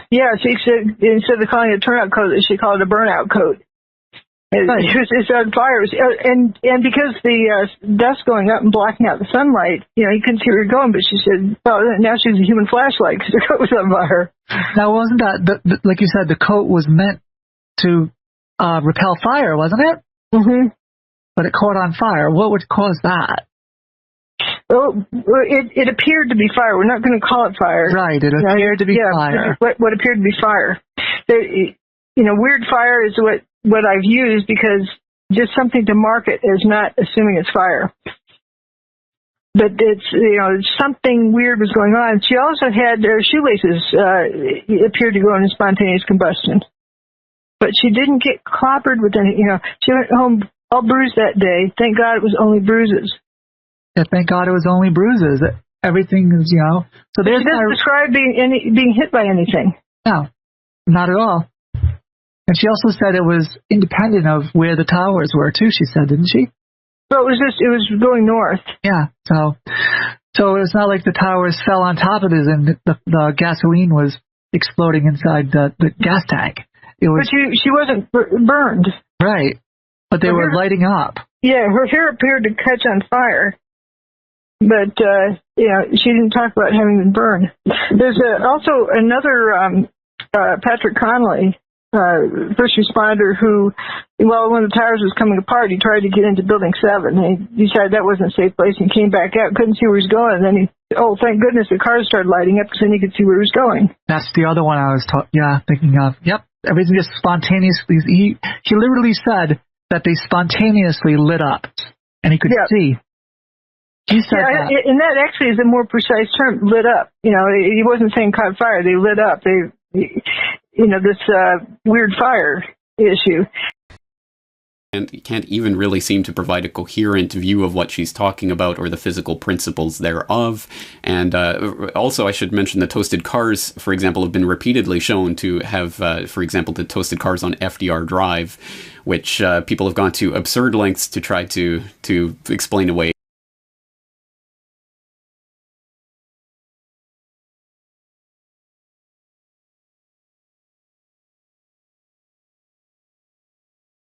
And also, I should mention the toasted cars, for example, have been repeatedly shown to have, for example, the toasted cars on FDR Drive, which people have gone to absurd lengths to try to explain away.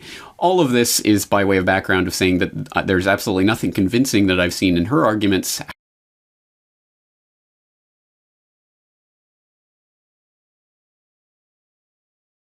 However, having said that, I'm also very skeptical about the, for example, the thermitic materials paper that was produced by Dr. Niels Harrit et al. I think there are some scientific questions that have been raised in the last year or two about that paper that I have not seen properly addressed.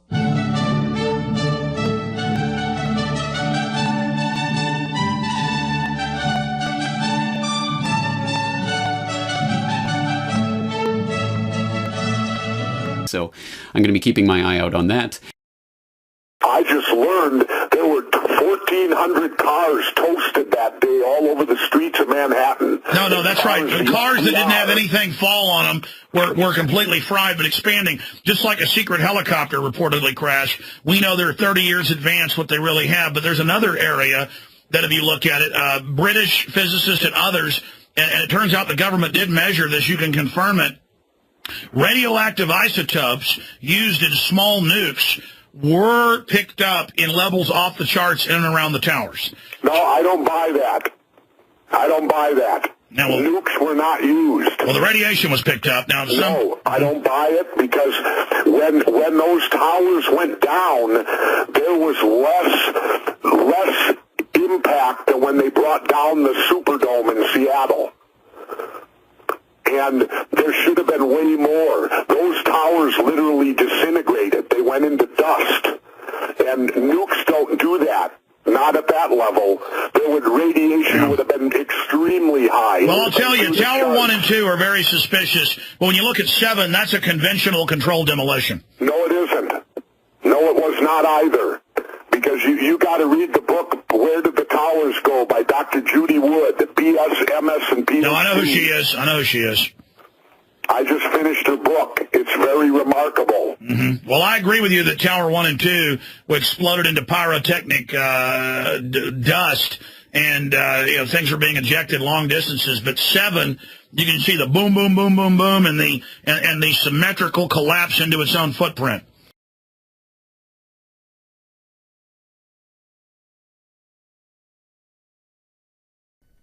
The NIST team found no evidence that explosives were involved in the collapse. And our analysis showed that even the smallest explosive charge that was capable of bringing down the critical column in the building, had it occurred, we would have seen sound levels of 120 to 130 decibels about a half a mile away. That would have been an incredibly loud sound, and that sound was not picked up by any of the videos or witnesses that we have talked to. But 7, you can see the boom, boom, boom, boom, boom, and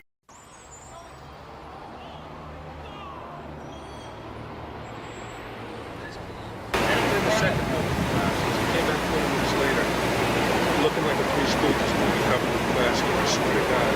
But he got a good shit, man. That's some good shit. Then we went back there. Whoa, whoa, whoa, whoa!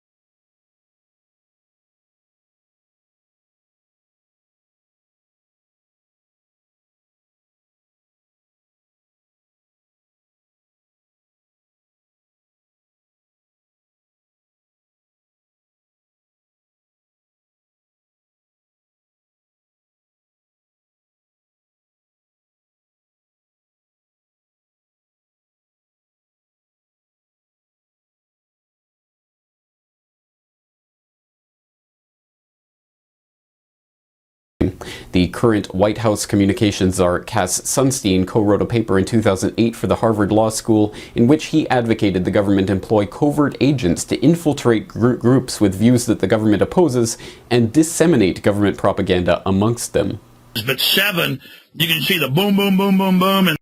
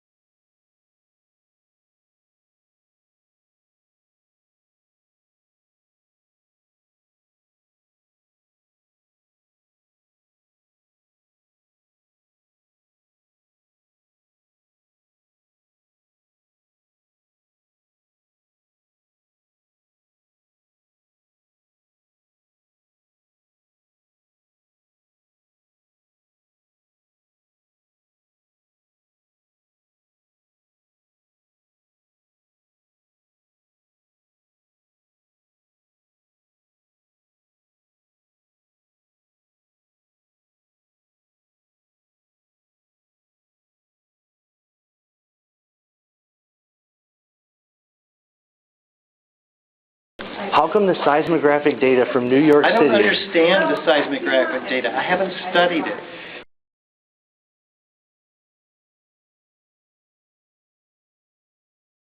We have produced the evidence. I don't understand the seismographic data. I haven't studied it.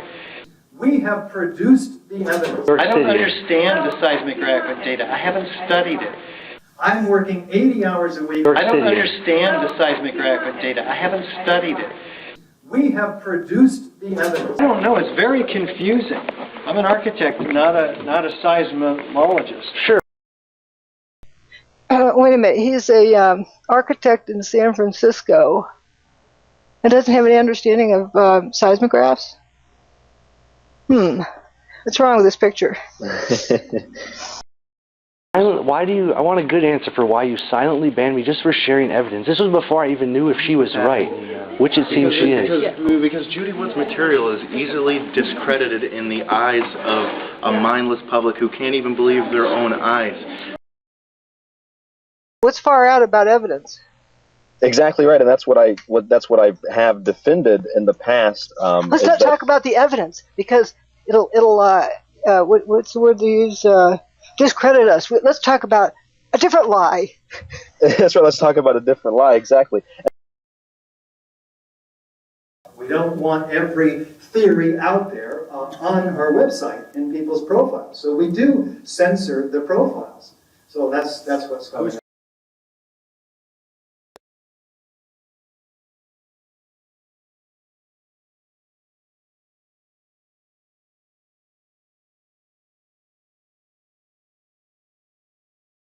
Completely banned. And I just wanted to say, if anyone really wants an investigation, please read this book. It is the most important book I've ever read in my entire life. And just take it for yourself and please just read it. Thanks, Abraham. And Where Do the Towers Go by Dr. Judy Wood, please. Like, we're all on the same team. Appreciate that very much. Next question.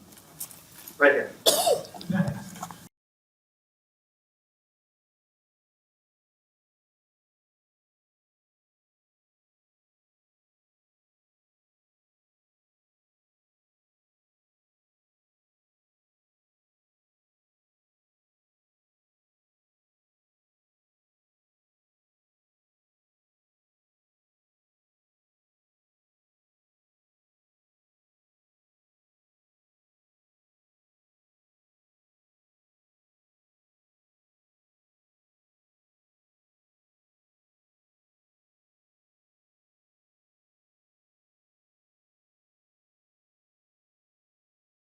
There are other people promoting other theories that have, in my mind, a whole lot less science behind them. They include people like Judy Woods, who has a theory. I don't have a theory, but to cover up facts, you call it a theory and say it's unsupported.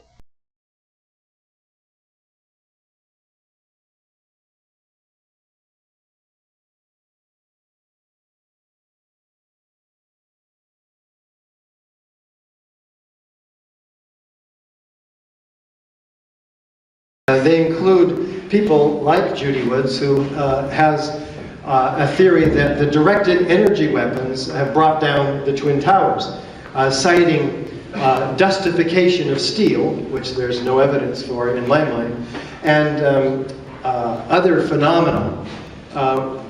Part of the effort to support this theory is to deny all of the extreme temperature evidence that you've seen up here, including the molten metal, the molten metal microspheres, the molten metal pools that the first responders see, the beams that were melted and documented by structural engineers. That's another thing. I put my money where my mouth is. I contacted NIST, submitted a request for corrections. That was my act of whistleblowing, which qualified me to file a whistleblower case. And if somebody strongly believes that thermite was involved, then why, when they submitted their request for correction to NIST, they omitted any mention of thermite evidence or any mention of hot molten metal? Amazing. True. And see, when like I said, I had Richard on the show a couple of times, and I have always kind of looked at your work, and I've looked at his work, and I've looked at other people's, I guess you could say, speculation or opinions, hunches, like we were talking about. And of course, Richard primarily talks about things like thermite. I've always kind of thought of that. That's a theory that doesn't work. It's not evidence, it's a theory. But in the back of my mind, I see it as if, when this first occurred, and of course you get the two sides of the aisle, the people that believe the official narrative and then people that want to believe something else. And I feel like perhaps he's there to scoop them up. Right, the thermite was there to scoop those people up and to keep them from going deeper into the multi-layered conspiracy. That's what I've always thought. So the second net. And once you figure that out, you can see it with everything out there. Absolutely. So I can't work toward a hypothesis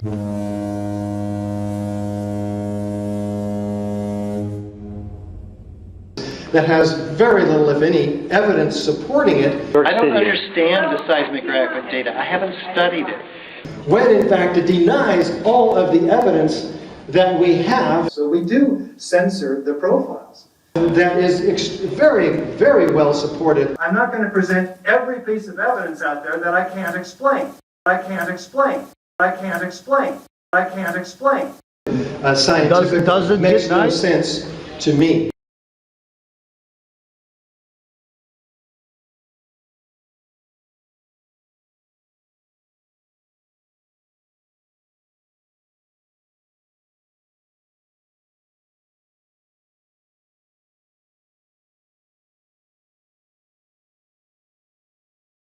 I'm not going to present every piece of evidence out there that I can't explain. What good does that do me or you?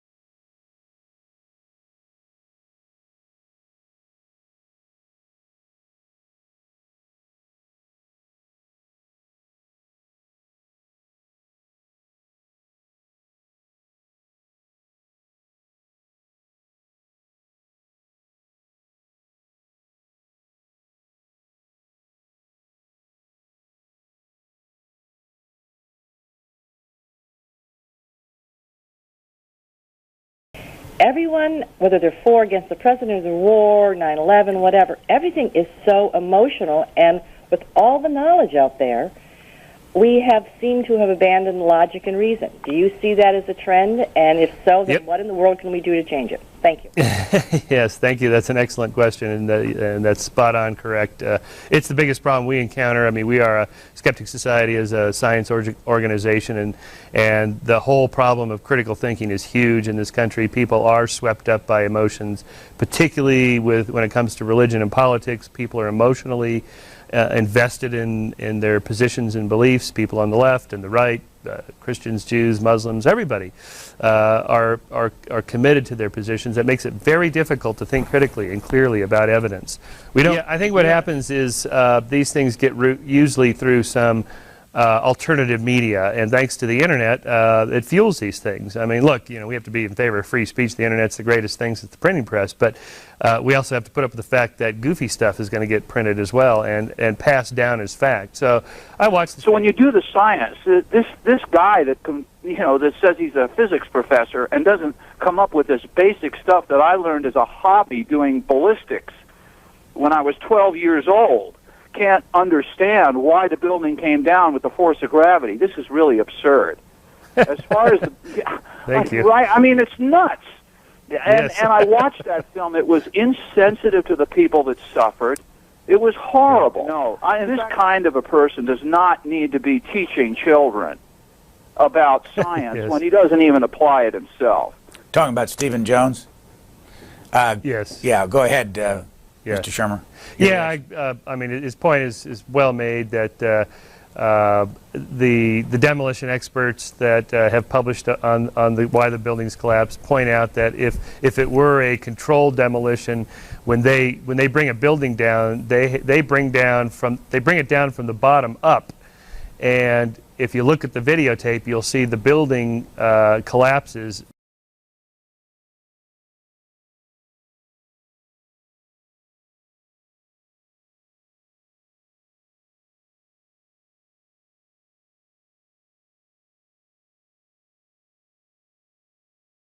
right at the point of impact. There are no explosions below that. There are no squibs going off, and then it goes down. It goes down right at that point where the plane hit, which is exactly what you'd expect. And as the caller said, all that huge amount of weight above it cascades down, and the floors collapse one after another at real-time speed.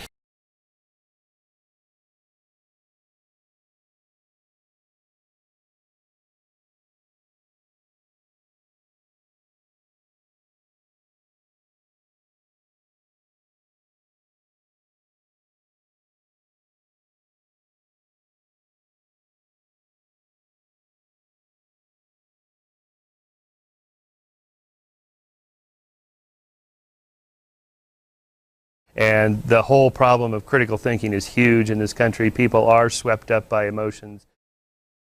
And as the caller said, all that huge amount of weight above it cascades down, and the floors collapse one after another at real-time speed. Michael Shermer is our guest. He's the publisher of Skeptic Magazine. By the way, how do people get that? People can get Skeptic. Well, it's carried at all Barnes & Noble and Borders and Books A Million. All bookstores carry Skeptic, or of course you can just go to skeptic.com and order it there. It's a science magazine, but we also deal a lot with these kinds of fringe issues, politically loaded, religiously loaded controversies, all related to science and conspiracies.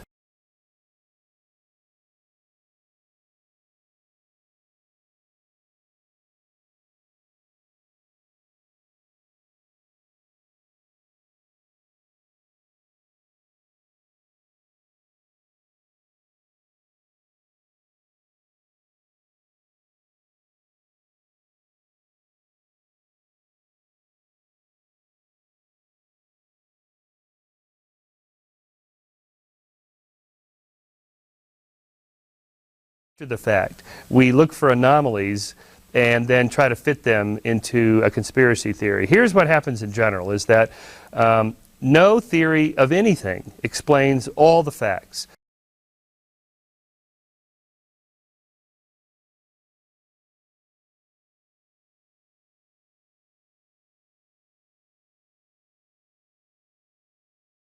In science, this is called the residue problem. There's always a residue of unexplained anomalies that the primary theory that everyone accepts can't explain. What people do on the fringes is they take those anomalies and they try to construct a whole new theory, but the new theory doesn't explain all the old facts that the old theory explains just fine. So there's sort of a principle of parsimony here.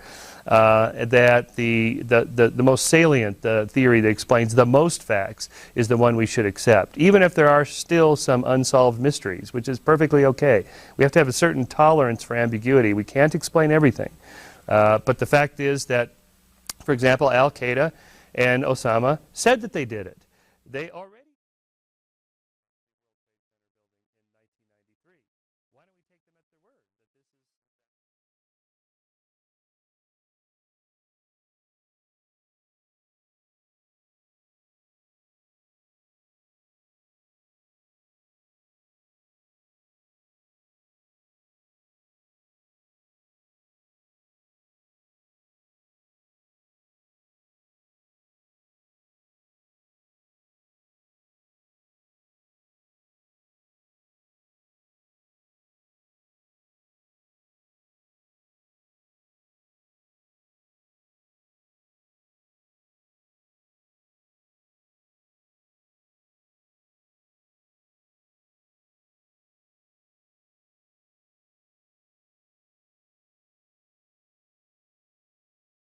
Everyone, whether they're for or against the president or the war, 9/11, whatever, everything is so emotional, and with all the knowledge out there, we have seemed to have abandoned logic and reason. Do you see that as a trend? And if so, then what in the world can we do to change it? Thank you. Yes, thank you. That's an excellent question, and that's spot on correct.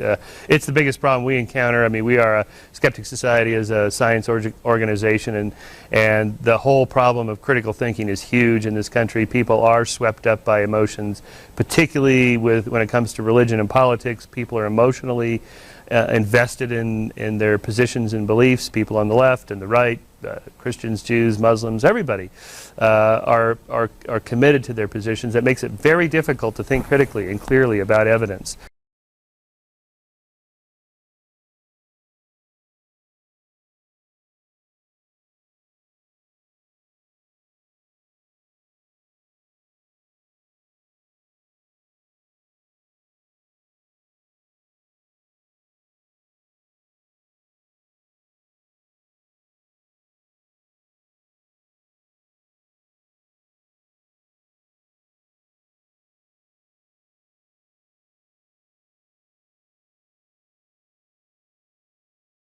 You know, we have to be in favor of free speech. The internet's the greatest thing since the printing press. But we also have to put up with the fact that goofy stuff is going to get printed as well and passed down as fact.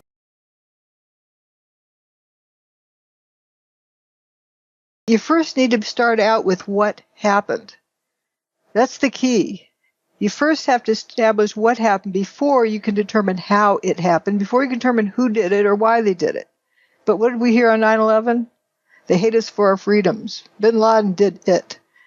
And you know, he did it with instructing people to fly airplanes into the buildings. But what happened? That was never discussed. We were told how it happened, who did it, why they did it, but we weren't given the information to determine what actually happened. And if you don't first understand what your problem statement is, you know, what problem are you solving? If you don't know what happened, and you immediately start with how it happened, who did it, or what did it, you have to assume the what part of it. You have to assume what happened. So you're solving an imaginary problem, not a real problem. Because you have to imagine what it was that happened. Who did it? What's it that got done? And that is a really key feature. And, you know, few people realize that. That's what forensic science is about, is first looking at what happened. You don't need a theory to determine what happened. If the evidence doesn't tell you, then you aren't determining what happened. 210-story office buildings. You don't find a desk. You don't find a chair. You don't find a telephone, a computer. The biggest piece of a telephone I found was half of the keypad, and it was about this big. The building collapsed to dust.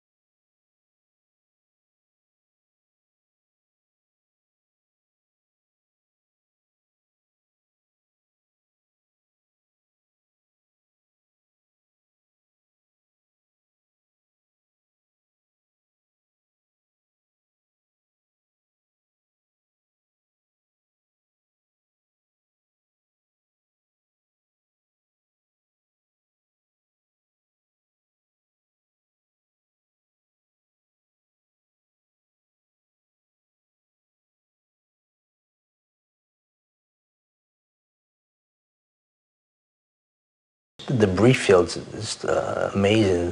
It's beyond anything I've ever seen like that. I've seen collapses and demolition buildings, but nothing like this was unbelievable. Like I said, there wasn't a door, there wasn't anything to be found. It was all disintegrated, all rubble. Concrete was small little pieces, not even slabs. No desk, no furniture, no computers, no phones, no anything. So I imagine the people were the same as the building, nothing left. I think we should focus on who did it. I think it's very important that people focus on who did it. And if you study the 9/11 truth movement and since its conception, there's always been this certain group of people that has been behind everything. You have John Gould that had 9/11 blogger. You had Mike Berg. You had Luke Radowski, Jason Burmis. You had all these players that were trying to control how people perceived what was happening in the 9/11 truth movement. Right. And, do you have a question at all? Yeah, we're familiar with that. Yeah, we'll come into that in a minute. Yeah. Then if you look at who benefited from it, Larry Silverstein's one of them. Do you have a question? Louder. Do you have a question? Okay. I guess. What is Judy Wood's perception on who was behind 9/11 and who benefited from 9/11 and all these wars that were precipitated from 9/11? I think that should be the main focus, if you not could, the building. Okay, Dr. Wood, if you'd like to answer that question. Dr. Judy Wood, by the way, yes. Yes, I'm not part of the truth movement. I'm a scientist and a researcher. I conduct research and I write reports. That's what I do. And I conducted a comprehensive forensic investigation, the only one in the public domain, about what happened on 9/11. And if you do any kind of investigation of a crime, the first thing you must do is determine what happened. Before you can determine how it happened, you have to determine what it is. And then who did it. You have to define what it is. And once I had done that, I filed my information with NIST as a request for correction, which caused me to be a whistleblower. Right. Qualifying as a whistleblower, I was then eligible to file a federal QTAM case, whistleblower case, which I did. And the defendants in that case were companies that were manufacturers and developers of energy weapons. Right. And they also had a contract with the U.S. government to know everything about any weapon of mass destruction that exists or is being developed anywhere. Right. So not only would they know what weapon it was, but whose weapon it was. And they were going to be put under oath if that case went forward. That's the closest we can get to it. That's absolutely. I was just going to try and add that, but you got there before me, which is great. And so all of that information is available. It's on the websites if you want to go and read it. You know, we only have a certain amount of evidence, and if you want to stick with the evidence, basically we do not have enough evidence to say who, quote unquote, did 9/11. We don't have that yet. But we know who to ask. Yeah, we know who to ask. We know who's closer to knowing who did it than we are. And they would have been put under oath if this case had gone forward. And this case was dismissed from court with the judges actually stating in the written decision that they were ignoring the law to dismiss the case. That's right. And it was not dismissed on merit. We've talked about this many times. You can go onto the websites and listen to other audios, and you can discover all of that information is there. That in itself is now evidence of what we've done to try and move this forward. So, and also this involves energy. It involves energy, and that's what we talk about. Suppressed. Yes, yep. And that is in common with the energy technology that's been suppressed, which could change the world.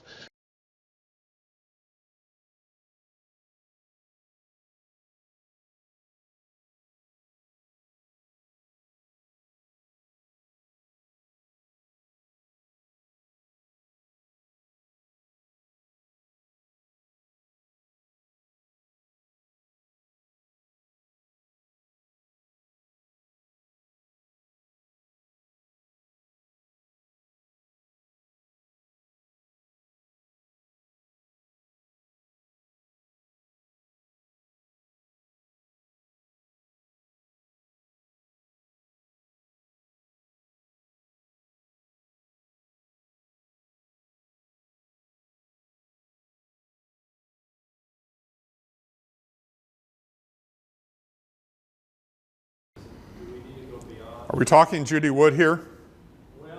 Well, what is your view on the bathtub not, and also the lack of a bigger mound of rubble after these things came down? I think there is plenty of rubble to account for what was in the buildings. I think that's a red herring, and I don't give Judy Wood any credibility whatsoever. So that's my answer to that whole issue.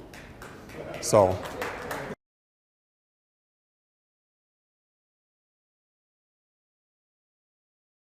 Let's just consider that expression, truth movement. So, where exactly would people like the truth to be moved to exactly? You know, over into this little corner where nobody can see it, which is essentially, what they've tried to do, because they've established this truth movement to move the truth out of view. That's what the truth movement has done. At the time of making the series, I did a quick Google search, and when I discovered her and her cringeworthy hypothesis about how the Twin Towers collapsed,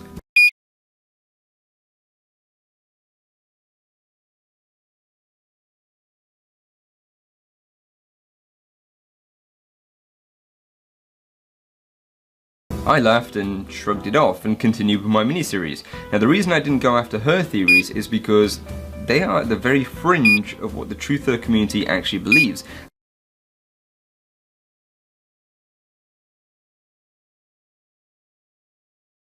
And they don't actually represent the truther community. And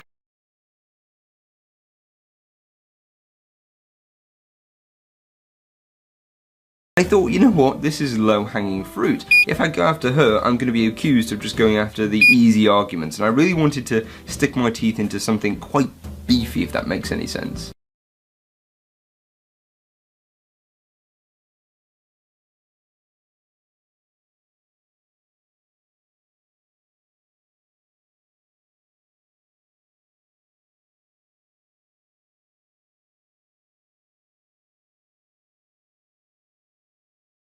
I thought, you know what, this is low-hanging fruit. If I go after her, I'm going to be accused of just going after the easy arguments. The Judy Wood phenomenon is of that character, Richie, where, it's not really a scientific movement so much as it has the characteristics of a cult. We also have Judy Wood with her theory that a space laser destroyed the World Trade Center.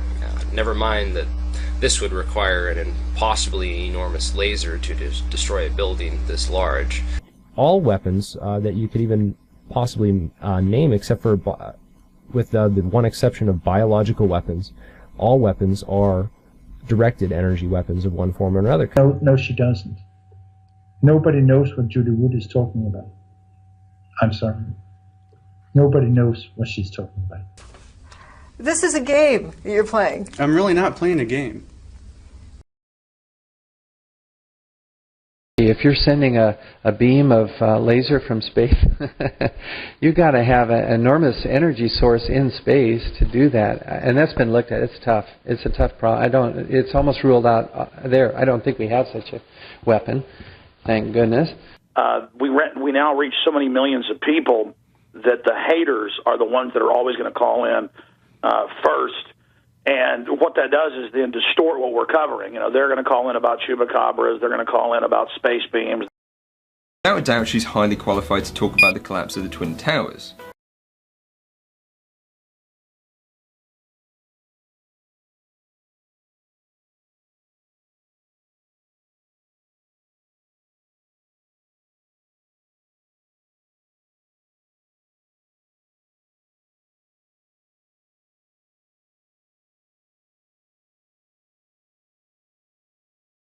Look at the cover of my book. What it shows, it's undeniable to anyone who looks at it. The building is just frothing up into dust.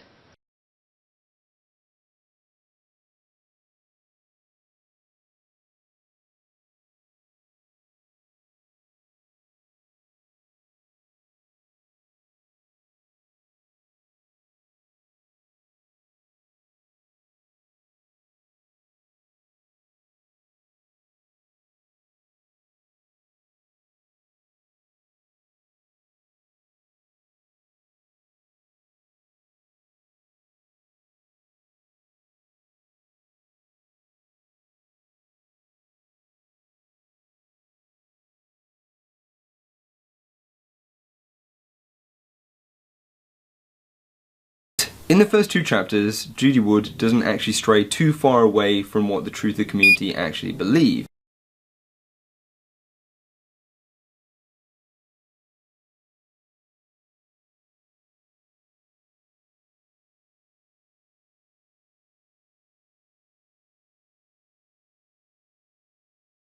However, in her third chapter, The Jumpers, she goes full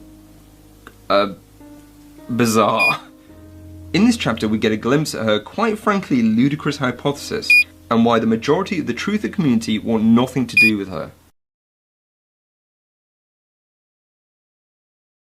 This chapter revolves around the images of the people who were trapped on top of the World Trade Center and those who fell to their death.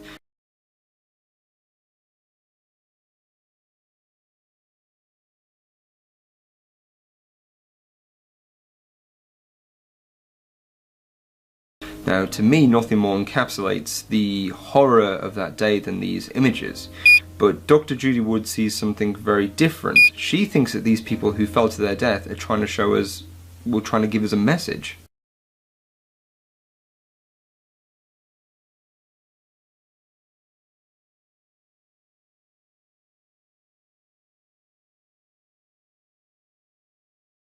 Like the EMT on the bridge. You said you could feel the heat from the bridge. Oh, that's right. That's right. Yeah. That's right. So something people perceive as heat Right. may not necessarily be conventional heat. Radiation of Melissa some. Doy, who was the famous one that was called 911 and said, "Help! I'm burning up! It's really hot! It's really hot! Nobody can breathe! Everyone's choking! I can't breathe! The air is supposed to." Not once did you hear her cough. And at first I thought this was fake. But I thought, no, wait a minute. It can't be fake due to some various other reasons. So I put it aside until it finally clicked. This person thought they were hot, thought they're burning up. And, when you're in a hot tub, there's a limit to how long they let you stay in there. Mm-hmm. Yes. Because after a certain point, your muscles do not function.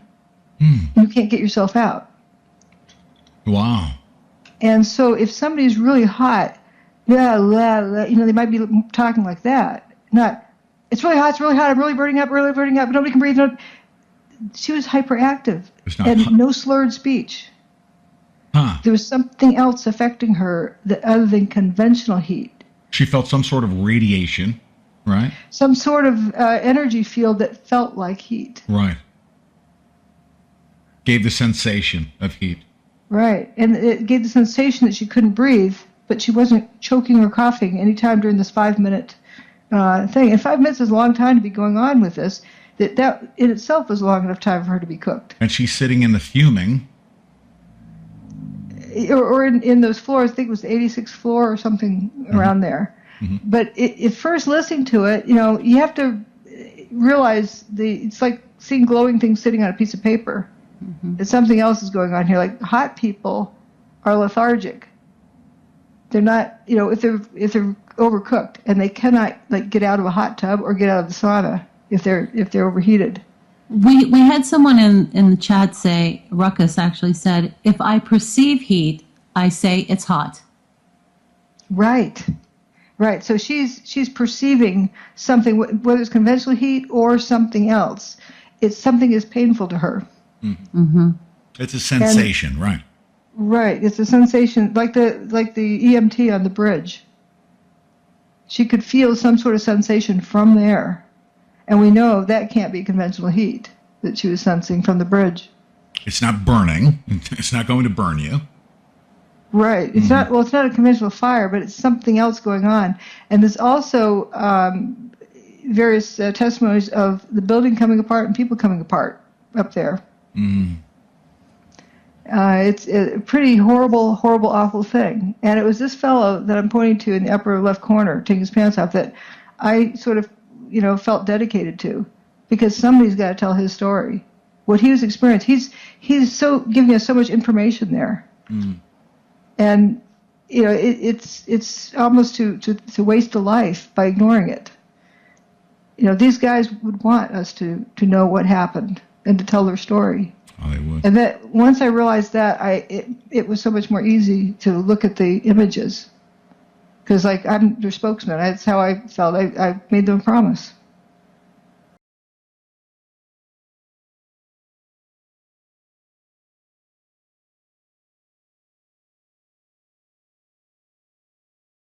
So now, let's rate it. Tinfoil hats, which measure how much of a crazy conspiracy this is.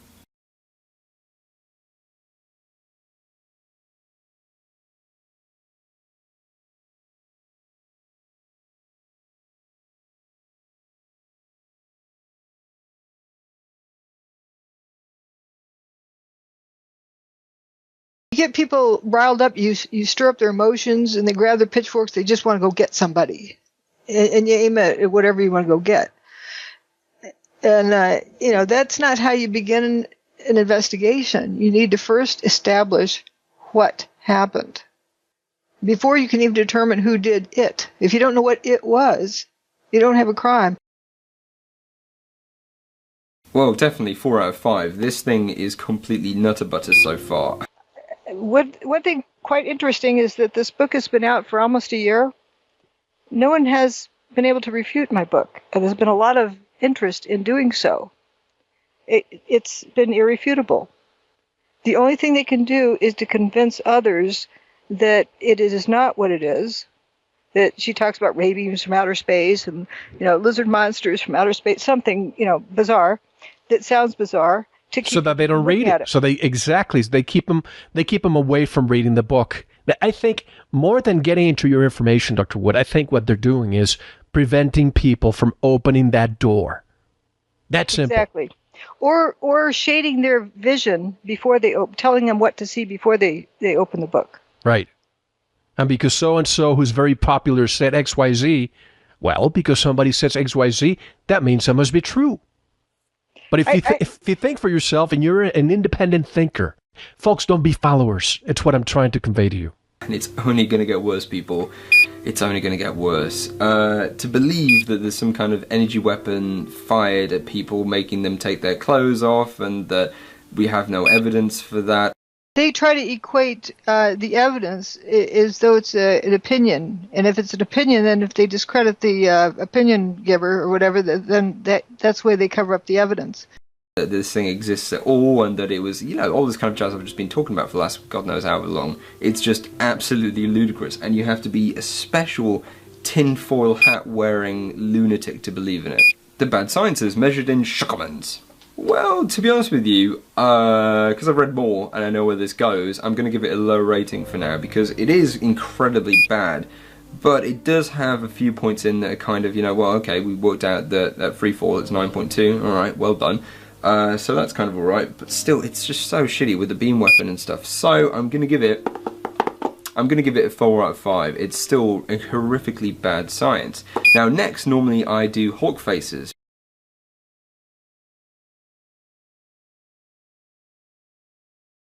But I've realised they're a bit arbitrary. I mean, you can tell how angry I am by something by just watching one of these videos, so I'm deciding to change my rating system, and instead of doing Hawk faces, I'm going to do Kenny Loggins. Now, the logging scales measures how dangerous something is.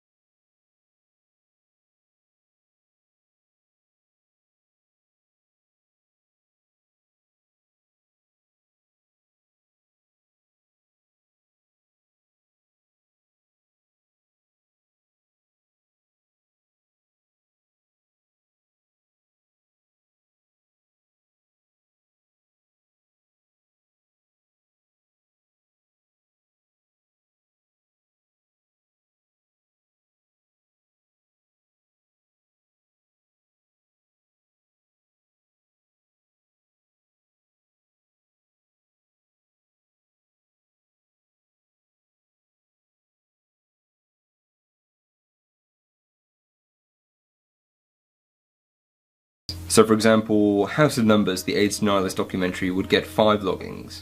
And this book, well, this is a difficult one. it's probably going to get a very low rating, probably 1 login out of 5, because there is a little bit of danger there, I think. I think if you start to believe in this crap, it's not healthy for you.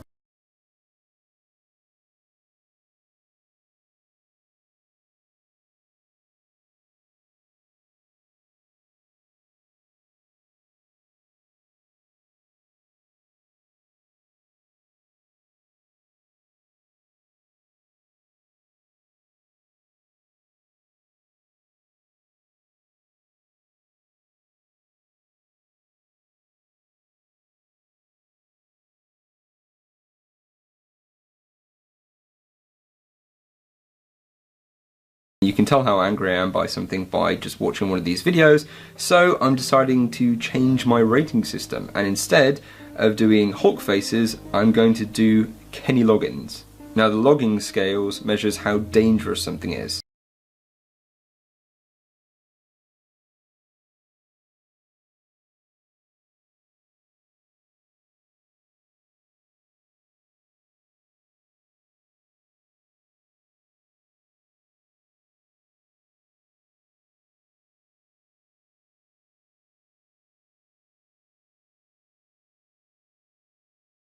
Because there is a little bit of danger there, I think. I think if you start to believe in this crap, it's not healthy for you. So stay away from this book.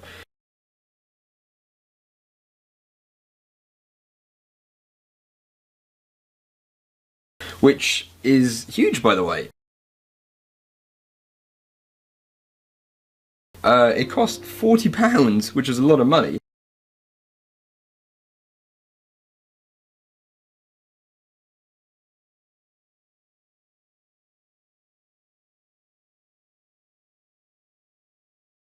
And on my first glances I just thought it looks like an adult picture book, because it's mostly pictures. It's very well made, but yeah, just stay away from this book, because if you believe in this, it's probably not good for your mental health.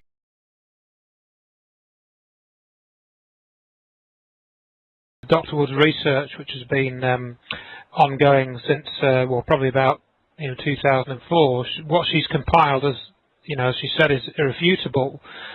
So essentially, the only way to muddy the waters is just to insert doubt at every possible opportunity. And there are some very sort of common techniques, which I think I put them all under the umbrella of perception management, whereby instead of using the word evidence, you never use the word evidence, you use the word theory. And this then, immediately changes mischaracterizes it so that a theory, of course, can be debated, to a much greater extent than evidence. If you talk about building turning to dust, then that's not a theory; it's an observation.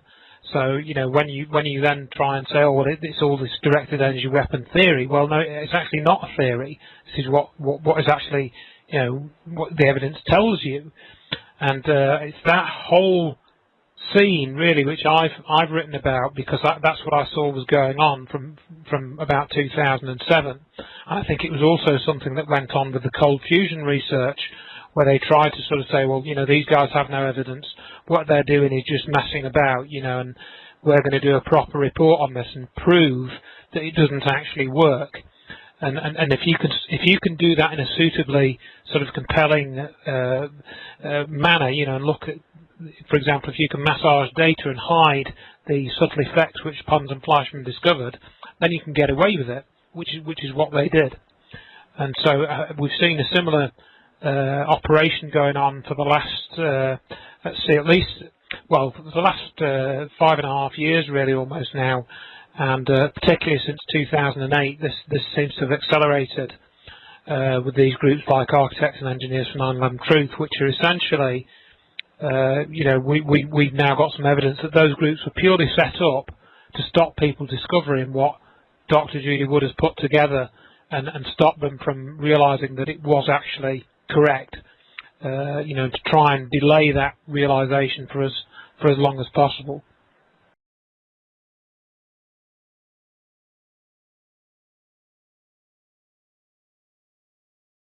what we've essentially tried to show, particularly in the last section, that what happened on 9/11 is very much similar to what John Hutchison did in experiments. But basically, what we're looking at is nuclear effects. We believe that the effects of these weird fires, it's some type of odd nuclear effect, and it's related to something called cold fusion, which should more correctly be termed low energy nuclear reactions. Now, some of you in this room may be familiar with Stephen E. Jones, and he produced this paper a few years ago in 2005 talking about the use of thermite at the World Trade Center. Stephen E. Jones actually worked on cold fusion, and he helped to discredit cold fusion, which is also a nuclear phenomenon. It's an energy phenomenon, and where this is all leading us to is that this is an energy phenomenon which underlies what happened to the World Trade Center, and it's actually energy which we could use instead of all the energy sources that we use at the moment, fossil fuels, nuclear power, and all this sort of thing. Now, some people say, well, Andrew, you're all having this argument about whether it's mini-nukes, thermite. That doesn't matter. The only thing we need to do is we need to, agree that the official story of 9/11 is wrong. But everything else outside of that doesn't matter. That's what we've got to convince people of. And I say to them, no, that's not correct, because what we're talking about is free energy that we could use instead of all the destructive sources of energy that we have at the moment. So this is why it's so important. And the other main factor that you've seen tonight is to do with the weather. Now, Dr. Wood would state this a different way to how I state it, but to me, it looks like that Hurricane Erin, was steered or manipulated in some way. And you can see from the data that it went in a straight line for 4 days. So you're either faced with, is that a coincidence or isn't it a coincidence? And at some point, you're going to have to choose which one it is. And I certainly can't say that was a coincidence. So there's something very odd going on with that. So there, just by thinking about that for maybe a few days or a few hours, you've blown apart the whole climate change scam. It's all a scam. And you saw, for example, the levitation effects. This is something that John Hutchison has reproduced as well. So that leads you to the concept of anti-gravity. Somebody able to control the force of gravity. What does that mean? We can have vehicles that we don't need roads. We don't need conventional aerospace technology. All that, somebody in the world, somewhere, has got access to different technology. Okay? So this is huge. It's probably this. There isn't an issue on the planet that this doesn't affect. It's the biggest thing on the planet, and it's needed the biggest cover-up. Very important point I want to make. This is not a theory. Not a theory. It is not a theory. This is what actually happened. What you've seen tonight is what actually happened. It's not a theory. Okay? You go onto the internet. Judy Wood's theory. Judy Wood's hypothesis. It's not a theory. It's a catalogue of evidence which shows you what happened. And by looking at what happened, you can work out what caused it. That's what Dr. Wood said at the beginning, so I just want to remind you all of that. It's very, very important that you realise that. We've got a chance to access this technology and change the world.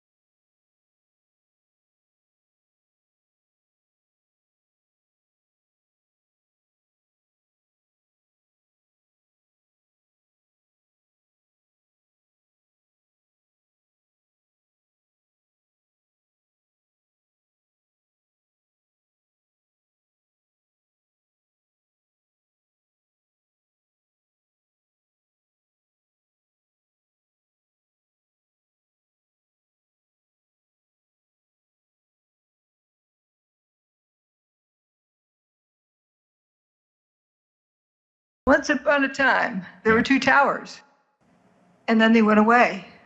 We need to figure out why they went away. That little yellow box shows the block on the right in this area. That's all that's left of that huge building. And standing at the base and looking up at what was there, that's a lot of building that went missing. And what this is the dawn of a new age. Somebody has the ability to direct energy in such a way as to disrupt the molecular basis of matter. That's pretty incredible. And what I mean by directed energy, by directing it, you direct it to where it goes and what it does. It's like giving it instructions. It's not kinetic energy. It's not like a bomb, a missile, a jackhammer, a wrecking ball, or it's not a heat-based thing that cooks the building. The building wasn't cooked to death, nor was it beaten to death. This technology exists, and we know that it exists. The whole world saw it. They saw what happened. They were just told it was something else. But what this technology can do, it can be used to provide free energy for the whole planet. It was used for evil purposes, but can also be used for good.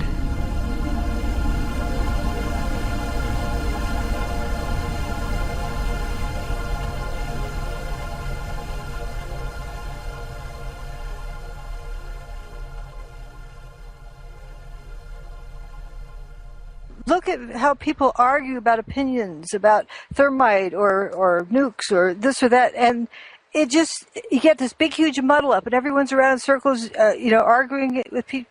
It's really destroyed people's ability to reason. I mean, as you've seen in this book, it's right in front of us. Mm-hmm. Yes, absolutely. But why don't people see it? Because it was such a strong psychological operation. It destroyed people's ability to know what's real and what's not. They want to know what the truth is, and they run to this truth movement business.